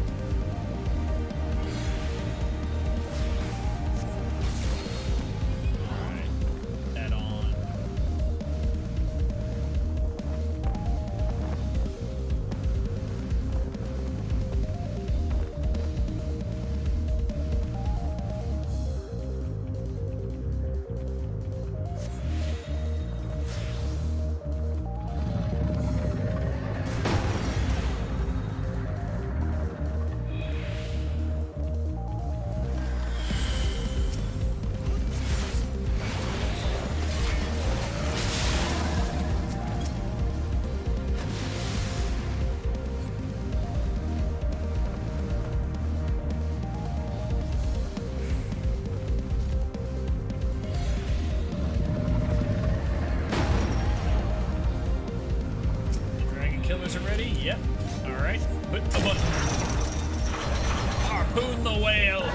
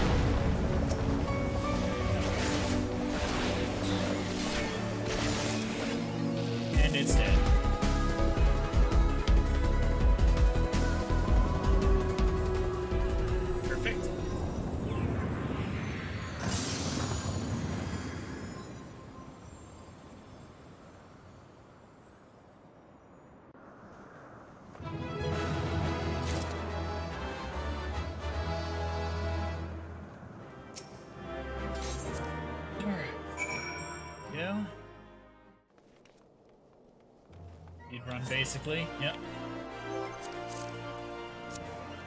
Go unlock. Go speak with him real quick.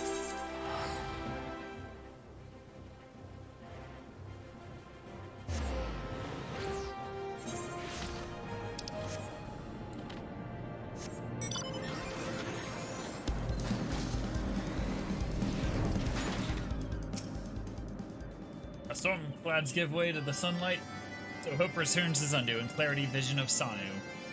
Sanu sees Netherling who he truly is. Netherling is bearer foretold. Once long ago, in the midst of a great battle with tribe and from the Nethers, a horrid wicked demon comes to feast on bodies of the fallen. Manukmanai, we name him Manukmanai, we decry him. For generations he hunts the Vanu Vanu, but this day we say no more. The greatest of our heroes climbs atop the beast's back, and with blades back black as midnight, she rips his eyes from his head and casts them into the cloud sea. In honor of our great need, eyes return to the Vanu. Look to their bearer for salvation, so she declares, so it comes to pass. And now Netherling's deeds we remember forevermore. Cool. Right back to the Rising Stones to take up the other quest.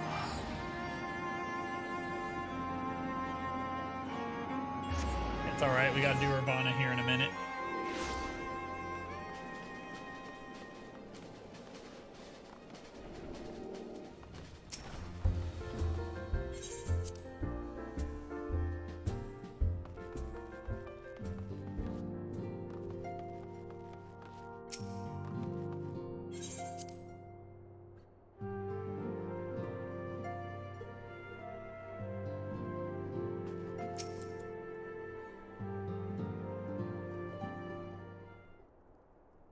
You needn't say a word. The etheric readings left no doubt. The Lord of the Mists is no more.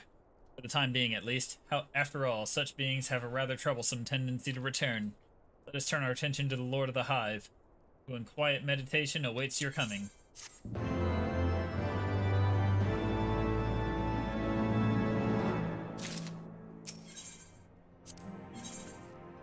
Clock around the clock. Alright, let's take that one. As you prepare yourself for battle, so too does Ravana. Within Thok he builds his strength, feeding upon the prayers of his innumerable children. But those same children will not suffer you to live should you surrender yourself to them a second time. Nay, you must devise a new way of approaching the Lords of the Hive's domain. Consult with the Storyteller, the Elder of the Vath. He will aid in this endeavor. Take this bauble. It is known for the Nath as the Burning Eye of Ravana. When the time comes, you will know what to do. Great, one of those when the time comes you'll know cliches.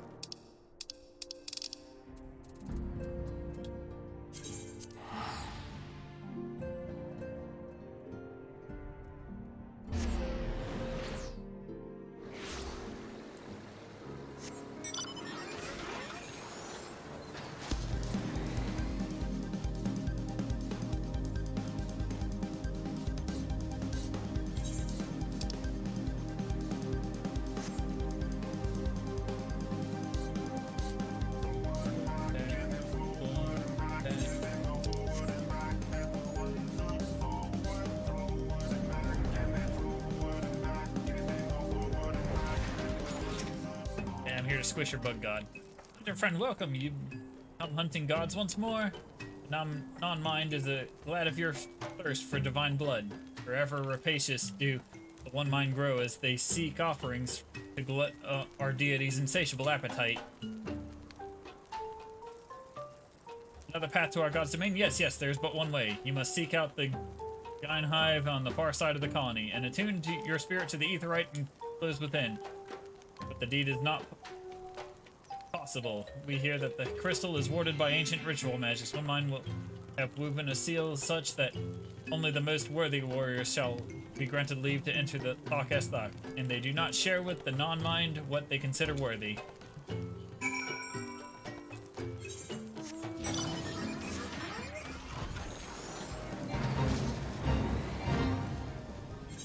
I'm gonna go to attune to it anyway.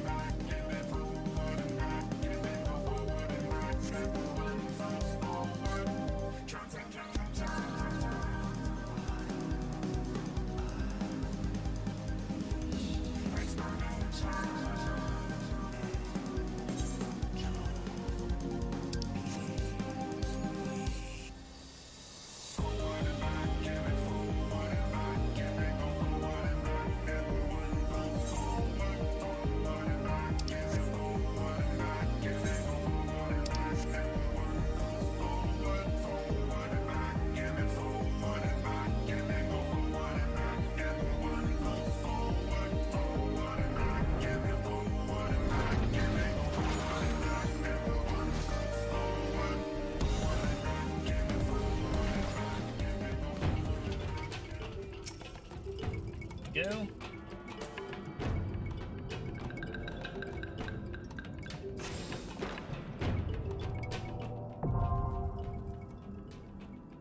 Alright. Updated. Well, let's try just us two. Let's see what happens. It's Phoenix and me.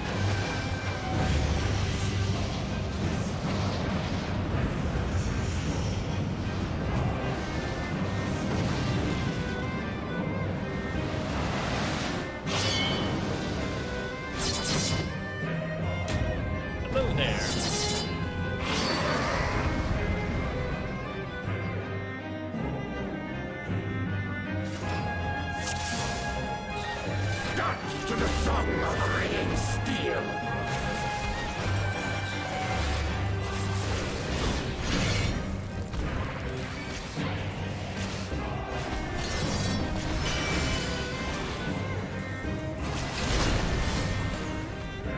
Furious as a blaze!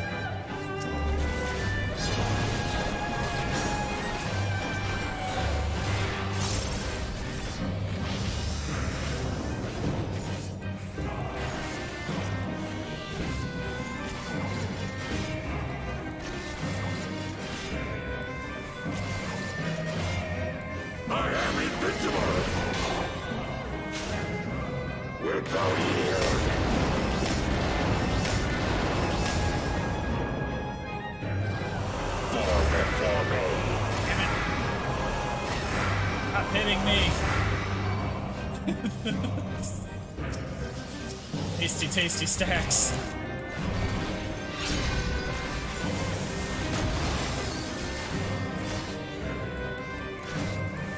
Prepare thyself!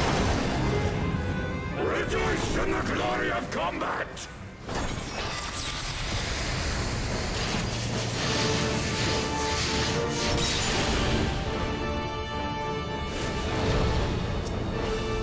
Unyielding of the earth!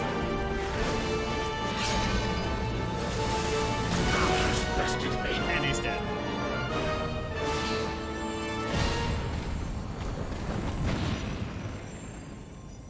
Thus does the sacred rite of combat proclaim the victor. I lay Yes, you my did. blades at thy feet, child of man.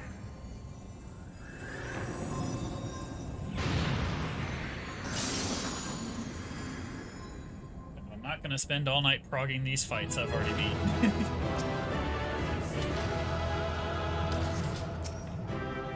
Bye, Phoenix.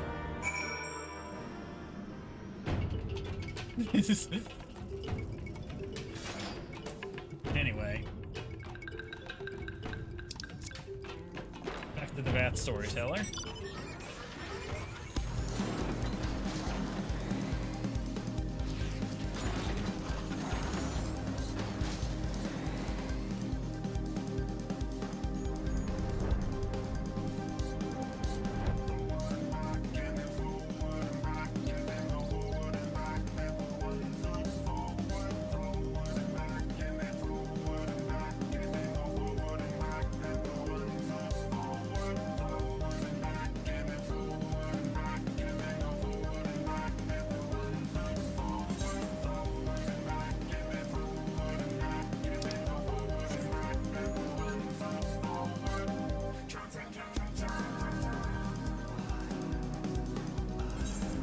Yes, I'd like to congratulate you on your victory by sheer dumb luck.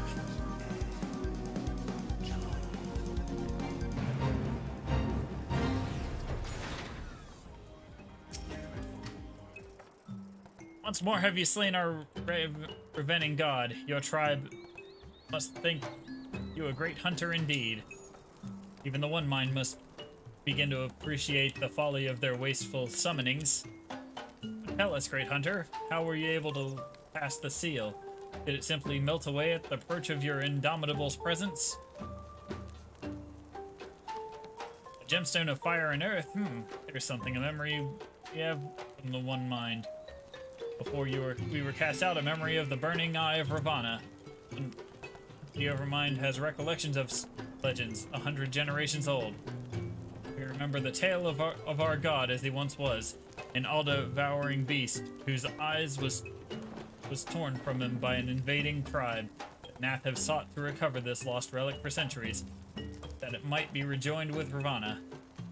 But even were it found, it is said that only the most worthy of warriors can bear its searing touch. I now understand why the seal granted you passage, but tell us, great hunter, how came of you by the eye? A youngling named Unokal? Your deed has returned many memories to the surface of our mind, but that name is not among them. To gift you with such a prize, he too must have thought you worthy. We thank you, great hunter. Too soon do our memories from the Overmind fade, but you have given us a new story to tell. Okay. To the Rising Stone. That's all the old content.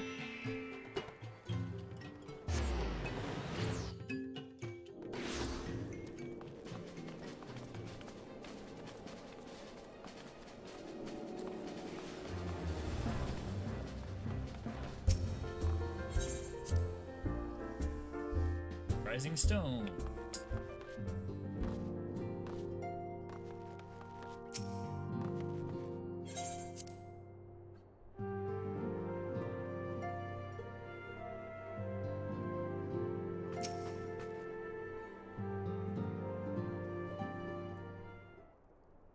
And thus has the Lord of the Hive Essence returned to the land. And thus has the essence of Ravana joined that of the Lord of the Mists in its return unto the land. You have my gratitude, Warrior of Light. Without your valiant efforts, these primal terrors would have invited devastation on a cataclysmic scale. For unlike others of their ilk, Bismarck and Ravana both harbor the desire to and the power to reach Haz's Law. It is with dreadful certainty that I sense their intent to feed on the strength of the Warring Triad and thereby amplify their own power by an order of magnitude. By that wisdom do I claim such certainty. I am gifted with, how should I put this, an intimate knowledge of the primal mind. You are curious, I am sure, but you need not understand the nature of a power to use it, do you? It is much the same as with the Echo, I imagine. Ah, the realm of Eorzea. Ever has it been a land embraced by gods, for weal or for woe, I should wonder. For the time being, I shall remain here in the Rising Stones and assist Oriange with his research into the icons. Do you require aught further of me? Simply ask. Alright, that's done.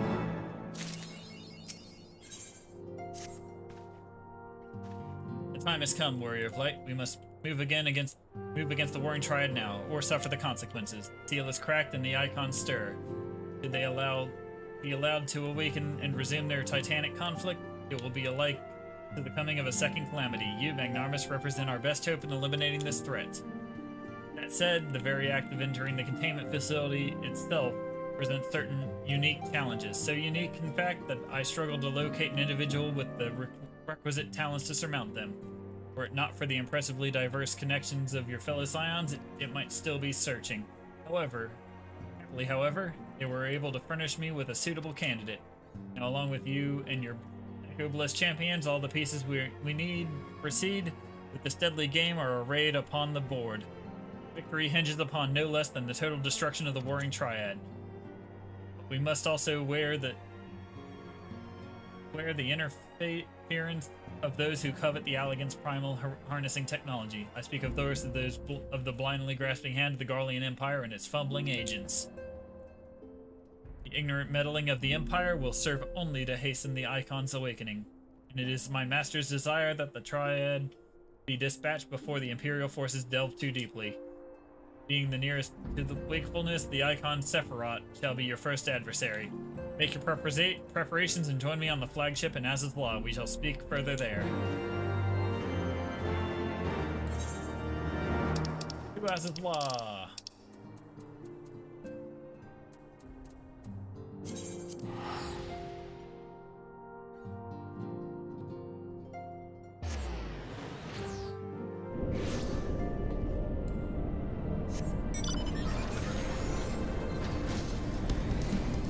Yep, another fight. But soon we're doing synced.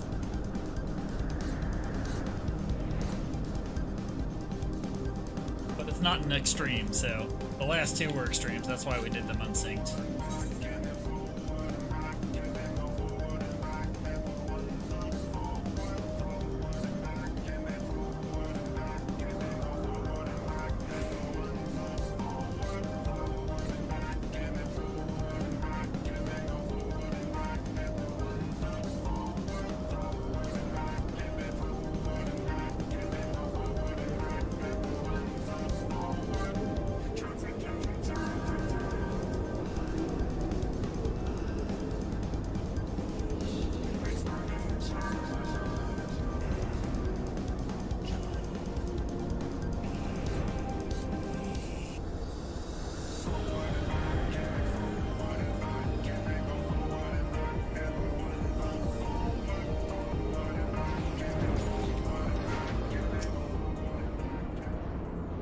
The place warrior of light, here we will find the containment facility, wherein entities of incalculable power lie chained, their fathomless energies siphoned away by Allagan devices.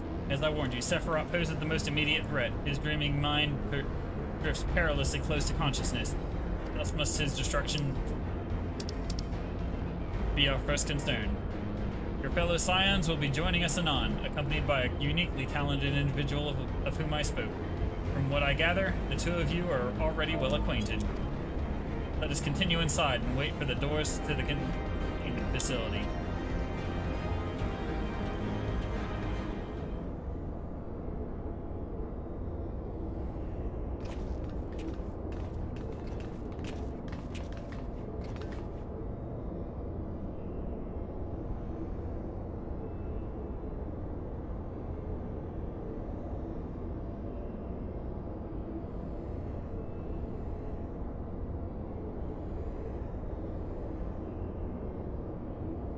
You've not been waiting long, I trust. We are eager to lend whatever cooperation we may to your mission, Magnarmus.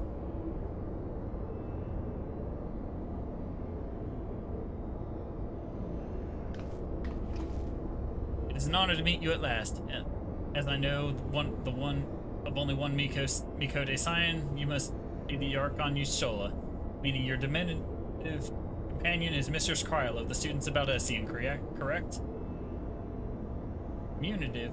Perhaps there's been some mistake. I assume it was for my knowledge and not my stature that you requested my assistance. The mistake is mine. My apologies. If I have given offense, mayhap it would be best if we proceed directly to the matter of our objectives.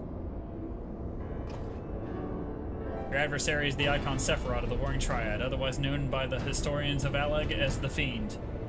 He was once the patron deity to a tribe of tree-like beings native to Mericidia, but was subdued by the Allagan Empire after a lengthy war of attrition. After his defeat, he was imprisoned for use as a source of power. Even now, Sephiroth is neither truly living nor dead. His mind bound in a dream while his body's energies are harnessed by Allagan technologies. The explanation for his failure to dissipate into ether lies in his restraints.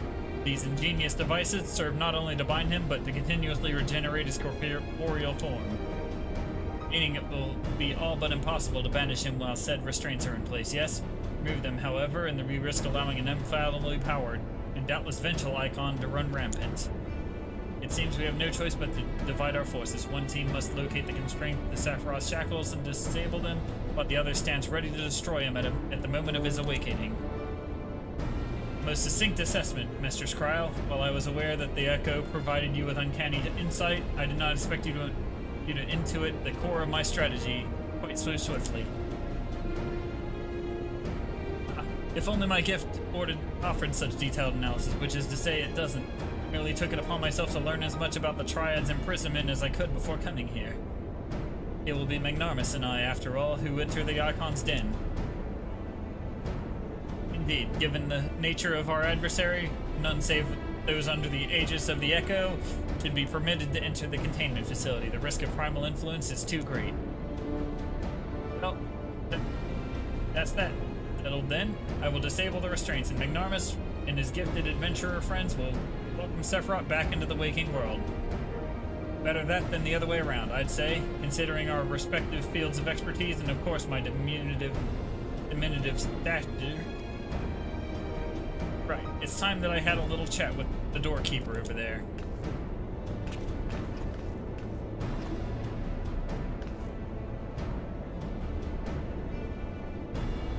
Activating verification system, lifting access restriction to Triad control.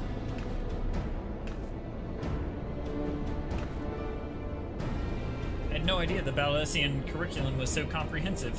When we locate the controls for Sephiroth's restraint, I shall gladly leave their operation to you. When we locate the controls, mayhap, my words were unclear. Only those blessed with the Echo may safely enter the facility. Your concern for my sanity is touching but unnecessary. Suffice it to say, I am in no danger of falling under the Icon's sway. Warning, verification systems detect multiple unauthorized vessels entering restricted airspace. Security systems engaging intruders. The Garleans, come Arianje. We must keep the Imperials occupied.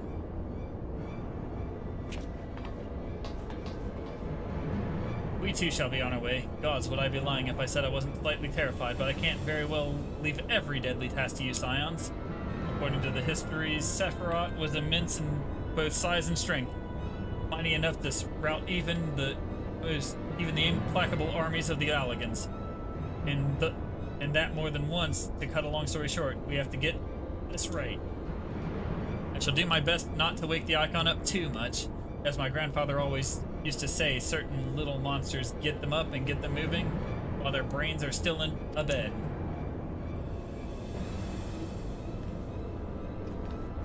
Is that it? Yes.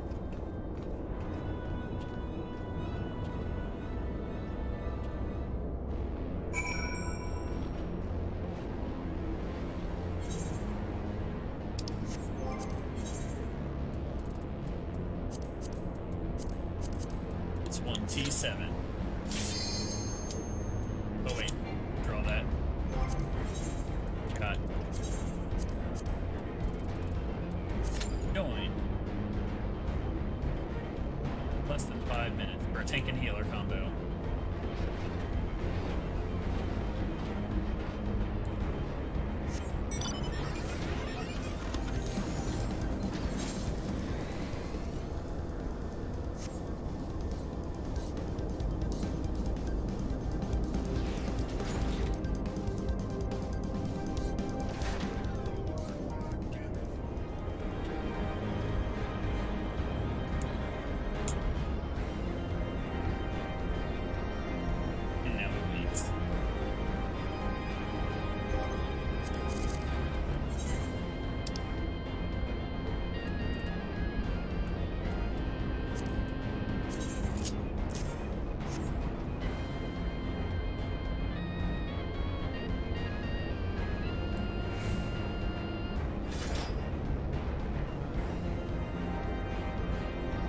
Waiting.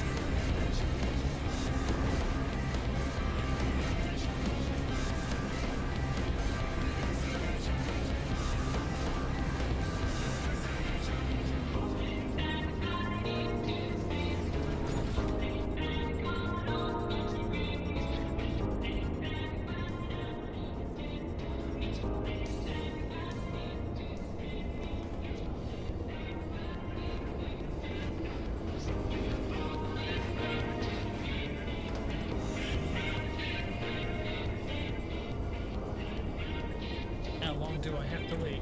If I put this.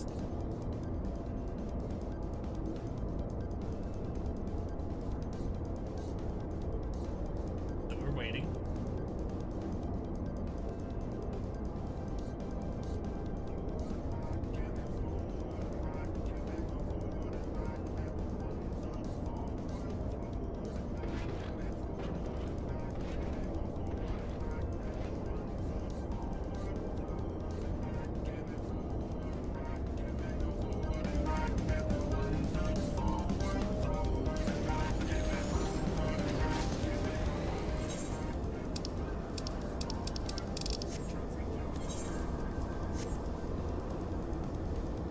Oh, I know what to do while I wait.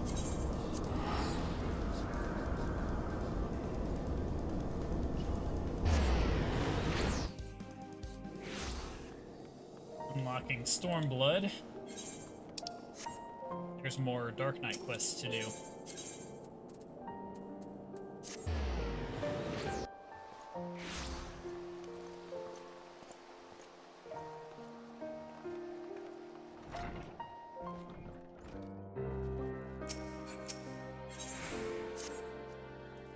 I'm Ignormus, fellow master of the dark arts, and yet that is but one of the many faces you wear. Slayer of gods, rider of dragons, savior of Ishgard, a hero by any measure who would stand against Nidhogg in the steps of faith when others fled. A hero who walks in the light and fights for great causes, and a knight who walks in darkness and fights for the forgotten. A contradiction, some might say. Rubbish, I say, but you tell me. Do you yet walk the path?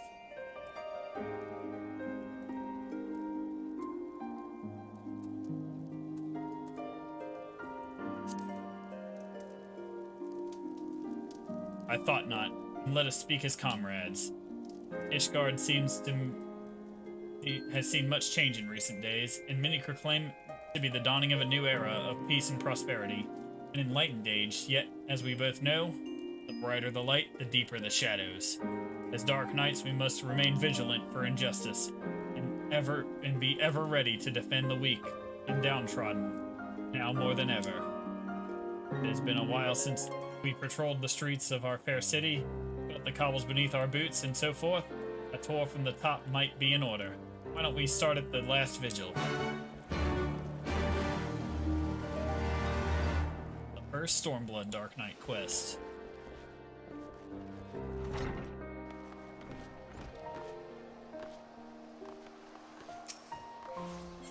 Or wait. Well, waiting's done.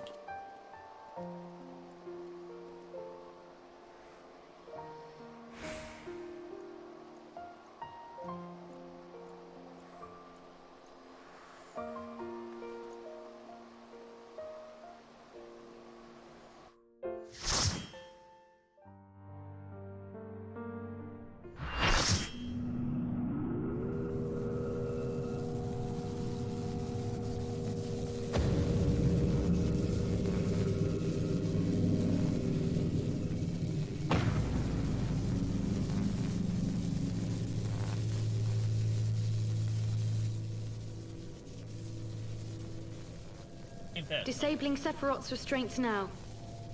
Good luck.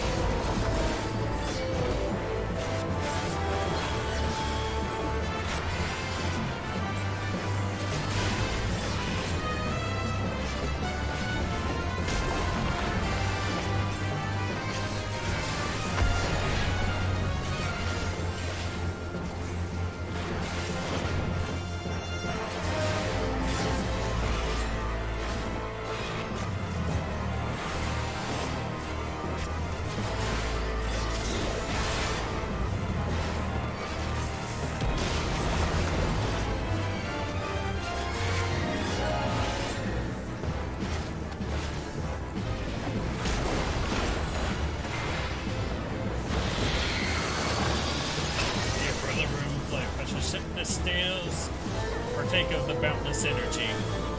Alright. Ad base. With all the ads.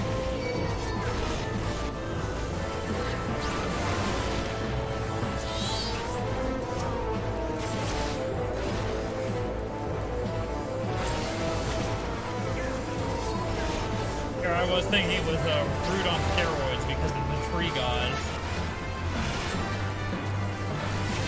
On roids.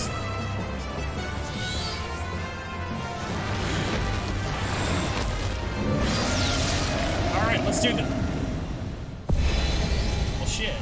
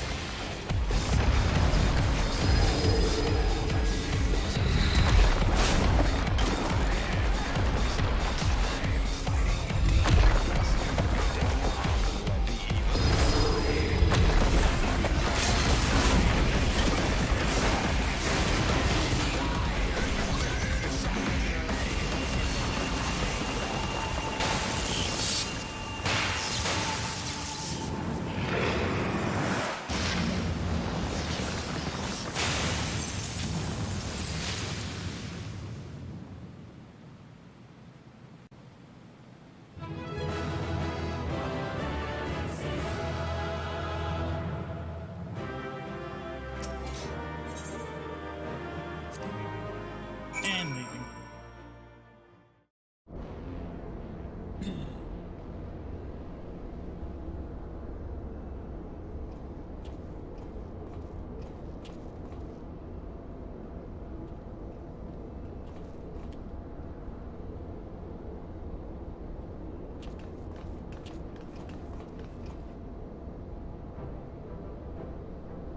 You did it! I've seen you in action before, but never against anything that big. My legs kept telling me to run, but I couldn't tear myself away. I don't think I'd blinked once during the whole battle.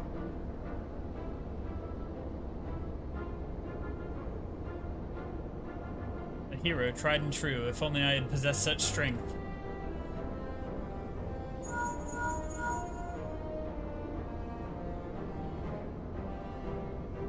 It's Dola? This is Cryo. The icon eliminated. Oh, if you could have seen it. Ignarmus gave Sephiroth the mother of all rude awakenings. And your distraction was perfect. We encountered not a single Imperial soldier. Yes, understood. Let's swap tails at the Rising Stones then.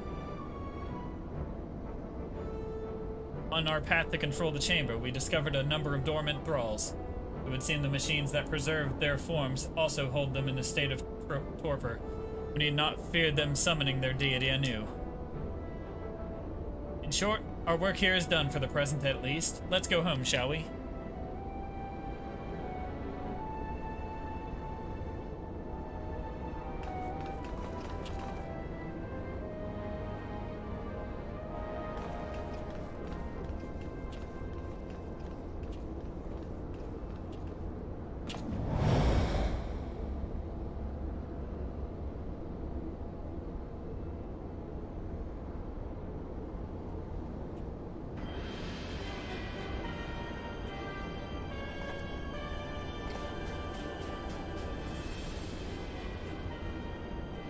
Your senses are sharp, young one.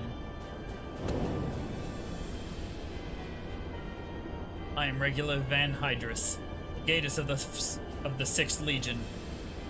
It would seem that damnable woman and her accomplices have led me a merry dance through the thickest of this infernal island's defenses. To think that I pursued them. I shall withdraw for now, my lesson learned. I doubt it. You Garleans never learn. You covet the means to enslave primals, but in your headlong dash to control that which you do not understand, you show less wisdom than the very beast tribes that summoned them.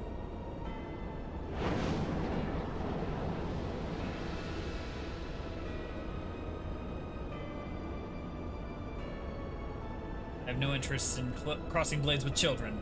Live, grow strong, and mayhap one day you'll warrant my attention.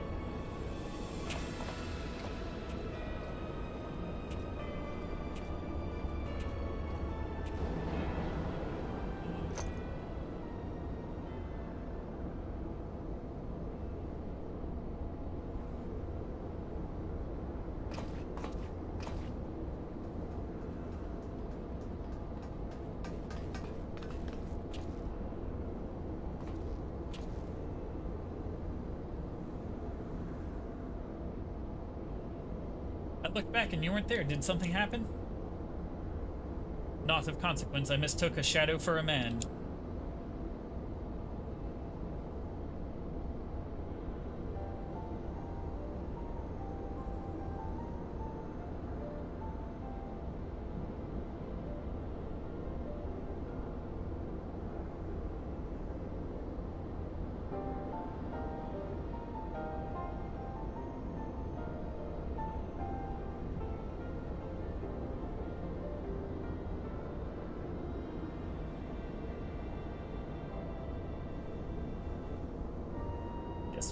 What are you hiding beneath that mask of yours?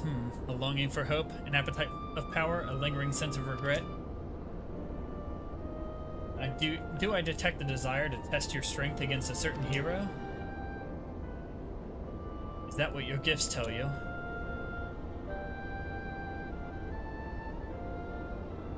Oh, those were just wild guesses, but I wonder if some few of my words didn't strike close to the mark.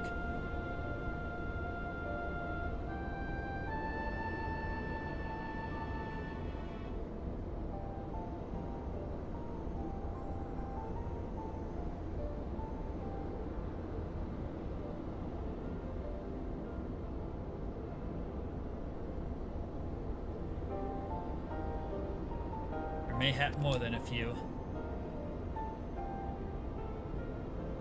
Deities. Unu Kalal. I have no supernatural ability to read minds. The echo simply allows me to comprehend regardless of language. That which a fellow being would have me know. You need not mask your heart as you do your countenance. Was a performance then, a ruse to uncover my true nature. I see. I shall have to keep my wits about me.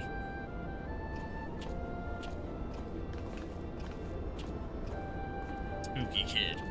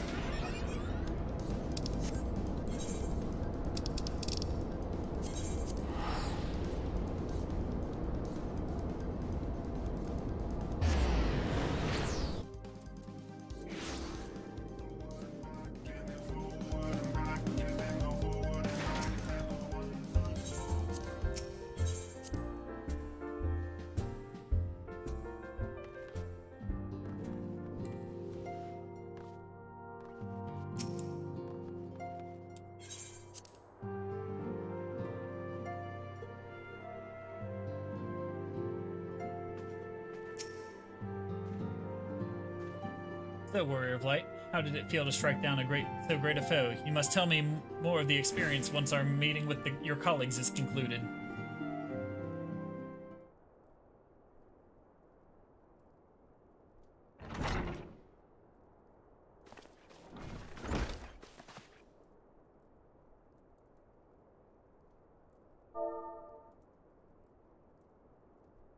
Well, thine all-surpassing skill at arms, student, do we now take our first step in ridding this star of the Warring Triad's baleful presence, and in such wise do we lessen the burden bequeathed unto us by the vainglory of Allag. Know, however, that the two icons which remain are thought equal in might to Sephiroth, and may yet exceed him. Ere thou proceed, I would counsel thee to marshal thy strength, and give careful thought to thy preparation. Assuming the Garleans afford us the luxury of time, even now they grasp for the means to dominate the primals, bind to the technology's potential for calamity.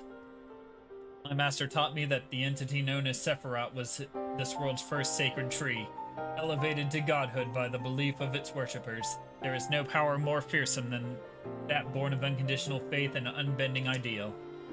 It is plain your master found in you a willing student. Tell me, was it he who taught you of Allagan Technology's potential for calamity, or are those your own words?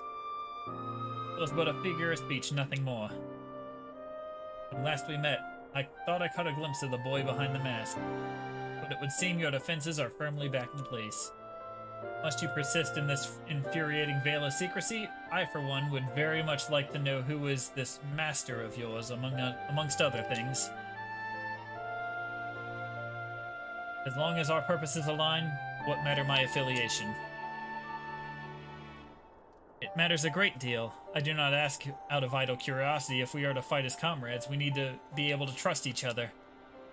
On which note, I should apologize for my earlier trickery. It was merely an attempt to get to the heart of an enigmatic companion.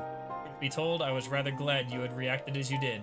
No person of your age has any business being calm and aloof all of the time, much as you might wish to be.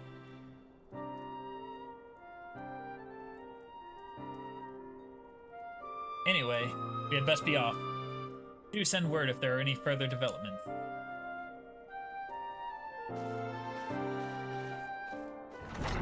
Yes, almost bedtime.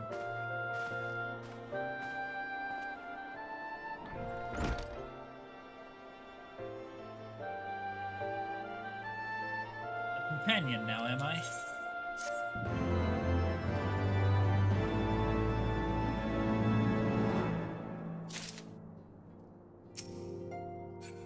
Well, I don't think I can do the next quest in 10 minutes. I think we'll continue this next time. I'm gonna go eat me some dinner and go to bed. We got a good start. Beat Sephiroth's ass, that was cool. Alright, later. Actually, wait. Got a thing to do.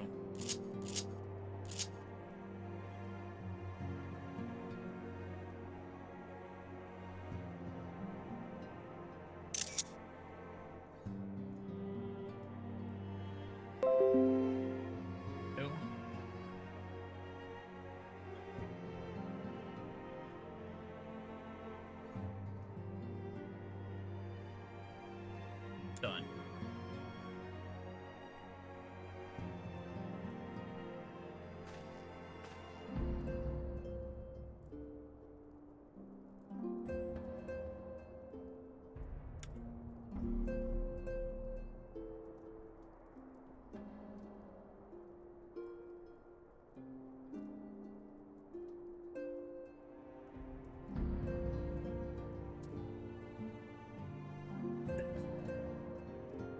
Got the screenshot. Catch you later.